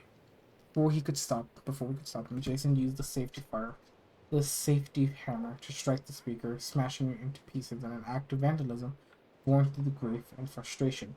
But this action proved entirely futile, because the invisible conductor could still speak to us, his voice clear and composed as he answered his aggression. "Please, sir, I'm a tolerant man, but I have my limits." Jason stood defiant in the moment, but the anger soon faded from his red face, and he meekly sat down, returning the hammer to his pocket. "Thank you, sir," the conductor said, as clearly as could see and hear anything. Your grief for your friend is understandable, but I've already said my role is simply to facilitate your journey. I'm not responsible for whatever happens beyond the carriage doors." "But why so?" Anna asked emotionally. "We all went to our rooms. The rest of us walked away. Why was she taken?" "The answer is quite simple," the conductor responded. "All of you were confronted by your past sins, and the 4 of you shared genuine guilt, shame, and remorse over your actions. But not Zoe. She married an old man and wealthy man she didn't love, waited until he died, so she couldn't claim his fortune. But in the end, she could not acknowledge her wrongdoing. That's why Zoe failed her test." None of us had a word to say after that. This was the outcome. It was madness so far. As I was concerned, sure, Zoe was a gold digger, and she'd done a shitty thing. But was her sin bad enough for her soul to be condemned? And was the point of this insane odyssey anyways? Did any of us have a chance to making it home? Or would the sadist who ran this dark realm pick us off one?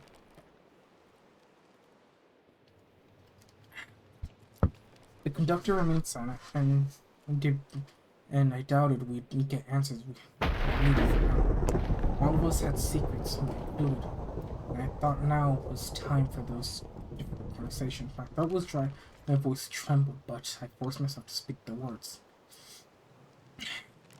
"We all had visions on this realm, visions of our past sins," I began while attempting to meet my companion's eyes. "I'm not proud for what I've relived back there, but I'm willing to tell my sordid tales. I think we all need to know why we're here. Knowledge is power, and sharing our pain might just help us get us home." I looked to my companions and noted this initial horror which came over Jason and Anna, but eventually they accepted the wisdom behind my suggestion. They reluctantly agreed to share this dirty laundry. Not so with Amon. He didn't respond to at all to my suggestion, continuing to stare out the window as if he hadn't heard me. Strange, right? Nevertheless, I decided to lead by example, recounting the shameful account of my affair and abandoning my wife, and closely watched Anna's reaction once I finished my story. She didn't say anything, but I swore I could see the disgust in Anna's eyes, and I believed she lost respect for me. As it happened, my female companion had her own dark secret to reveal. "I was driving home from work on a Thursday night," she began, her voice monotone as her eyes faced downwards. "I was tired and distracted, sending a text instead of paying attention to the road." She sighed deeply before continuing, as tears returned to her brown eyes. I didn't see the red light and hit the other car head on. I was lucky. My airbag deployed. I walked away from the crash with barely a scratch. The other driver was not so lucky. She was left paralyzed from the waist down and will spend the rest of her life in a wheelchair. The judge went easy on me. A suspended sentence and a driving ban. I guess I got lucky again. Well, at least until now. She glanced up at me, her eyes red and bloodshot. Eyes red and bloodshot.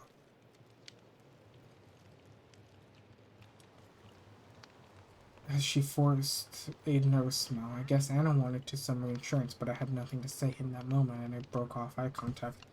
Jason's account was next, his tough exterior cracking as he emotionally opened up. It was on my second tour in Helmand province. Explained the troubled veteran. We got intelligence that the Taliban bomb maker was hiding in a local house, so we executed a dawn raid. I headed to clear a bedroom upstairs. Saw some movement up in the corner of my eye. Reacted on instinct, turning and shooting. It was only then I realized what I'd done. He took a deep breath, mustering the courage to finish his tragic tale. I killed a kid. A boy. Maybe 11 or 12. Unarmed. An innocent child. I'll never forget the look of the mother's eyes as she cleared her boy's still warm body. The raw grief and anger as she cursed me to hell.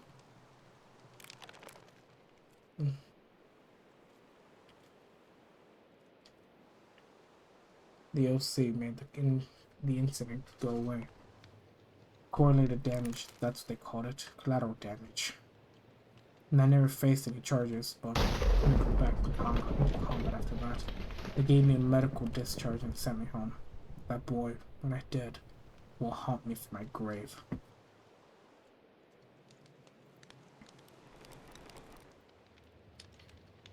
Jason looked out the carriage window, mournfully lost in his trauma and guilt. I wanted to say something, but once again couldn't find the words. Instead, I turned my attention to the ever-distant Amon, needing to slam my fist onto the table to get his attention. "Hey, mate!" I exclaimed whilst meeting Amon's unfocused, bloodshot eyes. "You need to talk to us. The only way we'll get through this is if we work together."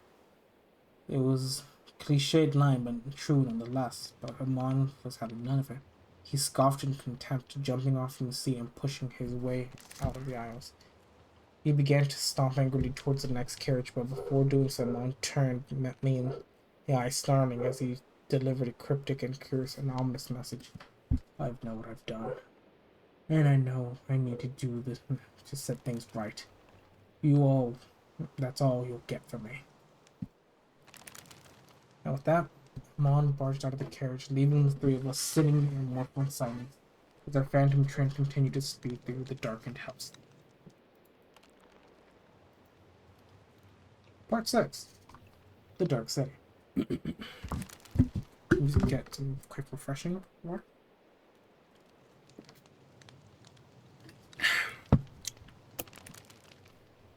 It rained heavily all the third day, from dawn to dusk, and into the long night before we reached our final destination. The bad weather only added to the misery of our increasing grim situation. Our morals was broken, and the four of us were physically separated, each sitting alone in their own carriages. Anna and I tried to reconnect after the revelation the night before, but were unable to do so. Why was there suddenly a divide between us? I couldn't say for sure. My guess was that we were both ashamed.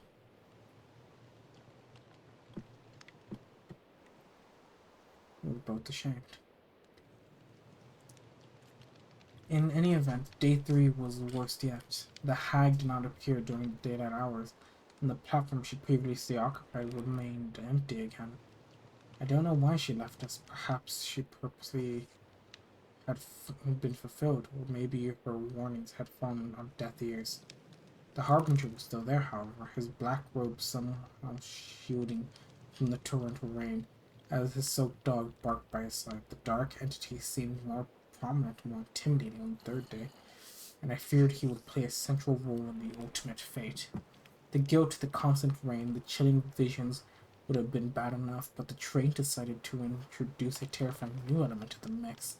As unusual, the conductor didn't speak with us during the daytime, but others did.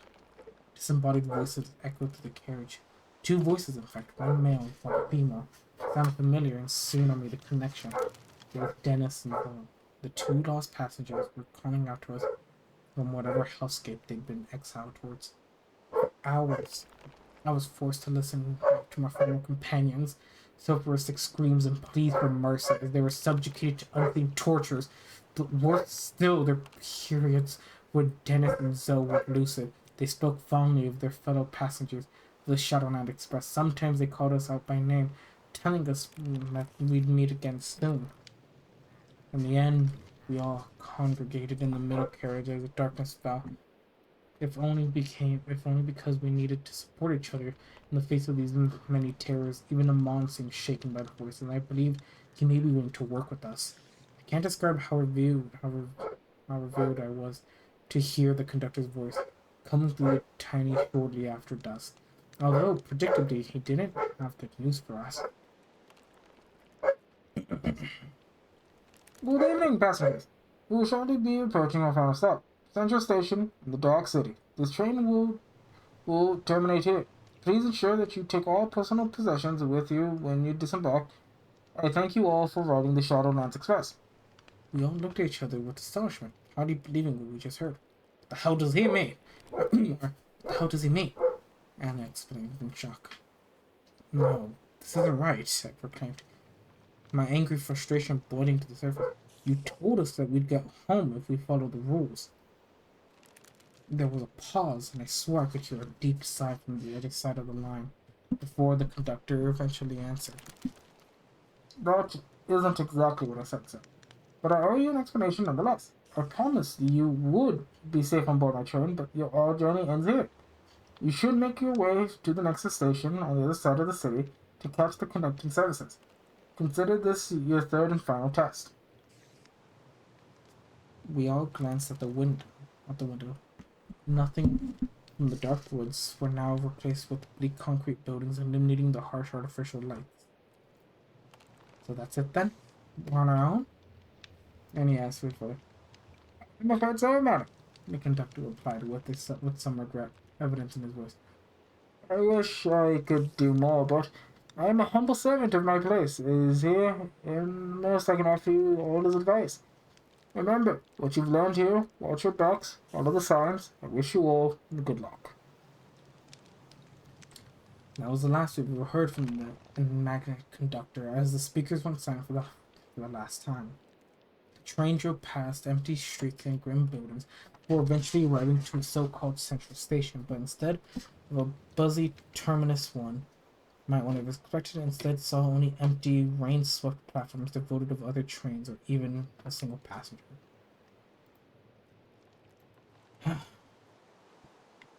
We came to a slow stop on a long platform, one and the door swung open, exposing us to the cold and damp outside. We all sat perfectly still for a moment, unsure of what to do next. As hellish as our journey had been, this train had served us as a safe haven.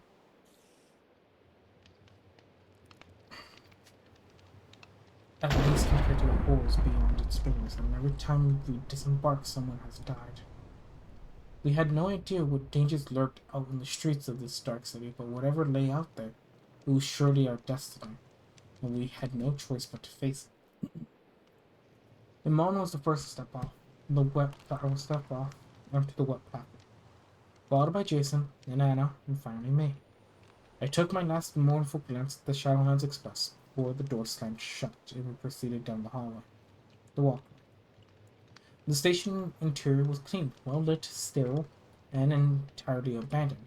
I cautiously walked across the tiled floor, observing the empty ticket kiosks and vacant commercial stalls. We all noticed a sign hanging over the building exit which read, "This way to Nexus Station." The conductor told us to follow the signs, and Nexus was where we would catch a connecting train. In that moment, Jason regained some of his former strength as he attempted to take charge of the station. Okay, guys, we don't know what's outside of those doors, We must be prepared to defend ourselves. We need to search the station and find anything we can use as a weapon. Anna and I looked at each other in concern, but Amon leapt into action, searching an empty food stall and soon unveiling a sharp kitchen knife. Good man, Jason said it with a nod before turning towards Anna and I. Now we need to. Jason never got a chance to finish his sentence. Amon moved so fast that we couldn't have any time to shout a warning. He charged Jason from behind, brutally stabbing him from the back without a second hesitation. Jason squealed in shocked pain as Amon pulled the knife out. This ex-soldier swung around, grabbing Amon by the throat in an attempt to throttle him. But Amon stabbed Jason again and again, in the stomach and chest, spilling his blood in the white in the tiles. Jason looked up as if shocked in pain and as in his pale face as he collapsed and died in his blood-soaked floor. "What the fuck have you done?" Anna screamed. Amon looked up with a wild fear in his dark eyes, and the bloody left still in his left hand. "I told you last night," he spat. "I know what I have to do to set things right. I have known from the very start. I said it on those tickets. Slay every sinner and you will walk free." That the killer stepped over Jason's body and marched towards us with murderous intent. I could see there was no reasoning with Amon. He'd lost his mind. He would kill again without hesitation. And so I kept the only thing I could think of in that moment. I grabbed hold of Anna's hand, and we ran together, sprinting out of the station exit and onto the rain-soaked streets. Anna and I took in little of the dark city as sprinted down the pavements in the heavy rain, falling on our heads in the psychotic Amon in hot pursuit. Still, I suspect there was little we'd wish to see. The city was grim and disturbed to an almost absurd extent, consistingly largely ugly towered blocks and empty storefronts, with every building constructed in the brutalist style. There was no monuments, parks, or even trees. Nothing that would give us an anomalous contribution, even a shred of identity. Well, my girlfriend's calling me. Okay, answer. What happened?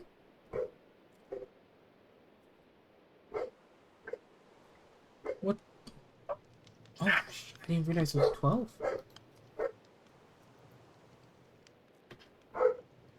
I'm sorry, love.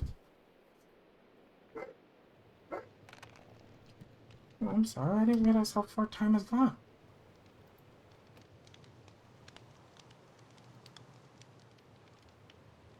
I'll just finish the story up, and then I'll go to bed with you, okay? Okay? Yep. You okay?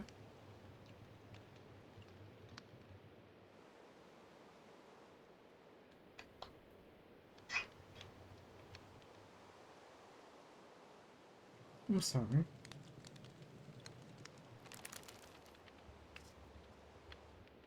I'll mute myself so I don't read you a horror story.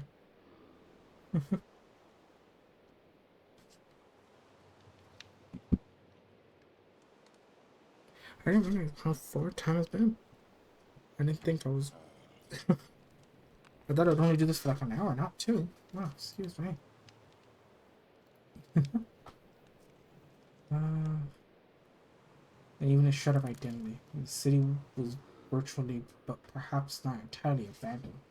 There were no pedestrians or vehicles on the streets, but occasionally we'd spot the dark silhouettes of ominous figures standing in upper windows and glaring down upon us. We had no knowledge of the city's geography or even its size, but the signs were clear and consistent, and so were the direction towards the next station. During our mad dash through the puddles and gutters, we dared not stop because Amon was surely on their tail, just waiting for his opportunity to strike. Part 7. If I'm not mistaken, this is the final part. Yep. Part 7. The return ticket.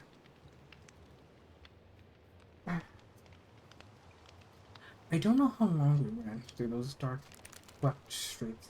Following the signs posted with slim hope of salvation, we might have covered miles in our mad dash, always fearing what lay behind each corner.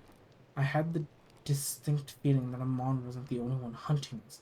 Both Anna and I experienced the elevation when we sprinted down a lonely back street and saw the promised train station before us, its entrance clearly marked with a sign reading Nexus. We were so close, but of course salvation wasn't so easy. Anna slipped in a puddle, and I leaned over to assist her. We hadn't seen or heard of Mon for some time, and hoped we'd lost him in the dark city maze-like streets, but he was right on our tail, biding his time before launching his attack. I saw him charge through the rain, a crazed look in his eyes as he screamed like a berserker and raised his knife to strike. Anna was still down and vulnerable, so I had to act. I blocked Amon's path, hoping I could overpower him and force the knife from his hand, but Amon coiled with my body with great force, knocking me down onto the wet pavement. He stood over me with the knife hand, ready to plunge the blade into my chest. I doubt I could have stopped him. Thankfully, Anna intervened. She pushed the attacker back and tried to grab his knife, but instead, the monster slashed her across the stomach. Anna screamed, her eyes filling with shocking pain as her blood fell to the pavement and was washed into the gutters. She was hurt, but had bought me time, so I pulled myself up and struck out at Amon, punching him hard in the face. Amon squealed as he stumbled backwards, blood pouring from his nose. He was hurt but not down, and now the killer had a reason to be angry. I watched fearfully as Amon's eyes narrowed. Then he tightened his grip on the knife's handle. He made it to launch another murderous attack, but never got the chance. I saw blurred movement in the corner of my eye, a white beast tearing across the street of lightning assault. Amon had no time to react before the hellhound hit him from behind, knocking him to the pavement before biting deep into his exposed neck. Amon screamed, squirmed, and fought, but to no avail. The beast tore through his throat and spilled his blood on the roadside, where he was swept into the gutters by the rainwater. I spotted Amon's discarded knife and reached down to grab it. When I went to Anna's aid whilst the hound finished off its prey, as I helped the wounded Anna to her feet, I looked past the bloody scene and saw the harbinger standing at the far end of the street, his black robe somehow dried despite the heavy rain, and his piercing, eyeless gaze focused upon us. The harbinger sent his killer dog to finish him on, but he surely hadn't done it to save us. I knew Anna and I would be next, so I took my wounded companion in his hand and we ran towards the sanctuary of the Nexus station. We made it inside, savoring the shelter from the relentless deluge. The kiosk was unattended, but noticed two tickets sitting on the counter waiting for us. It couldn't be a coincidence, and so Anna and I grasped hold of the paper slips and proceeded inside the station. Anna groaned in pain as I helped her forward. What we found were two different platforms connected by an elevated footbridge. The closest platform already had a train waiting, engines running, and carriage doors open. Salvation was so close, but I heard a maniac barking behind us. I glanced over my shoulder as we ran down the platform, seeing the hellhound charging towards us, the mom's fresh blood dripping from her fangs. We reached the carriage door, but the hellhound was right on top of us. I made a split-second decision, shoving Anna inside just before the doors automatically closed. Anna cried out my name and slammed her bloodied hands in the carriage window, but I turned away from her to face my attacker. The hound jumped me, knocking me down to the platform whilst clawing at my chest. The beast went for my throat, but fortunately, I still had the knife, which I used to frantically stab the dog in her side. The mutt yelped in pain, ending her attack and retreating down the platform, bleeding as she went. I watched fearfully from the ground, noting how the harbinger stood at the far end of the platform, always waiting but not intervening. His hound retreated behind her master, licking her wound. I had an opportunity to save myself and was determined to take it, but when I tried to board the carriage, I found the door was still closed. The train was now moving, slowly but surely making its way down the platform. I looked through the carriage window and saw Anna on the other side, bleeding and crying as she cried out my name. We were so close and yet couldn't reach her. My heart was broken in the moment, but at least Anna was safe. I lost her gaze as the train pulled away, and then was left alone on the platform with my assailants. I expected a second, probably fatal attack, but to my surprise, the harbinger stood still, with the wounded and now docile hound by his side. He didn't attack, but the harbinger's dog still blocked the platform. The train was gone, and so there was the only one place I could go, across the footbridge and over to the far platform. So I made my way onto the bridge, clutching the claw wound in my chest as I struggled with every step. But I fought, but I fought through the pain and got to the far side, glancing wearily back to the first platform where the harbinger still stood. I had nowhere left to go, but salvation came when I'd all but given up hope. As I looked up the tracks and saw the bright headlights of a second train approaching from the opposite direction, announcing its arrival with a blaring horn. I stood on the dark platform, almost struck, as the empty train came to a stop in front of me. Before its door swung open, I only hesitated for a second before stepping on board. I had no idea where the train was headed or what it had in store for me, but I reckoned anywhere was better than here. And so I embarked, nervously sitting at a table and looking back at the feeling the burning glare upon me as he watched me leave his hellish realm, because a moment later the train pulled away from the station and sped down the tracks. I've been traveling for a few hours now, and the signs were good. We'd left the bleak dark city behind long ago, before hurtling through many miles of forest, but now I can see an actual city with cars, people, all the signs of bursting civilization, which I've missed so much over the last 3 days. I'm hurt and almost broken, but I'm almost home. Oh, oh man. There's so many unanswered questions rattling in my head. Why was I chosen to ride, and more importantly, why had I survived when others hadn't? What was the Shadowlands Express? Who controlled it and for what purpose? But one question takes prominence over all others. Where's Anna? Did her train make it home? Or has she been transported somewhere else to another hell beyond? I don't have the answers, not yet, but I won't rest until I'm reunited with Anna. And I know she's safe. And that is the end.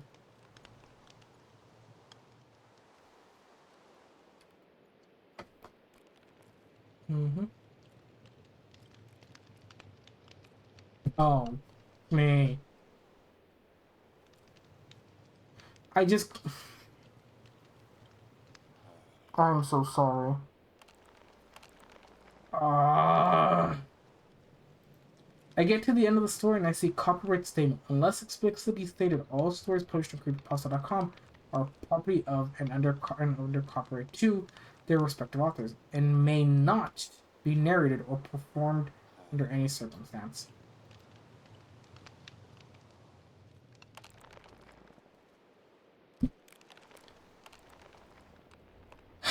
God damn it.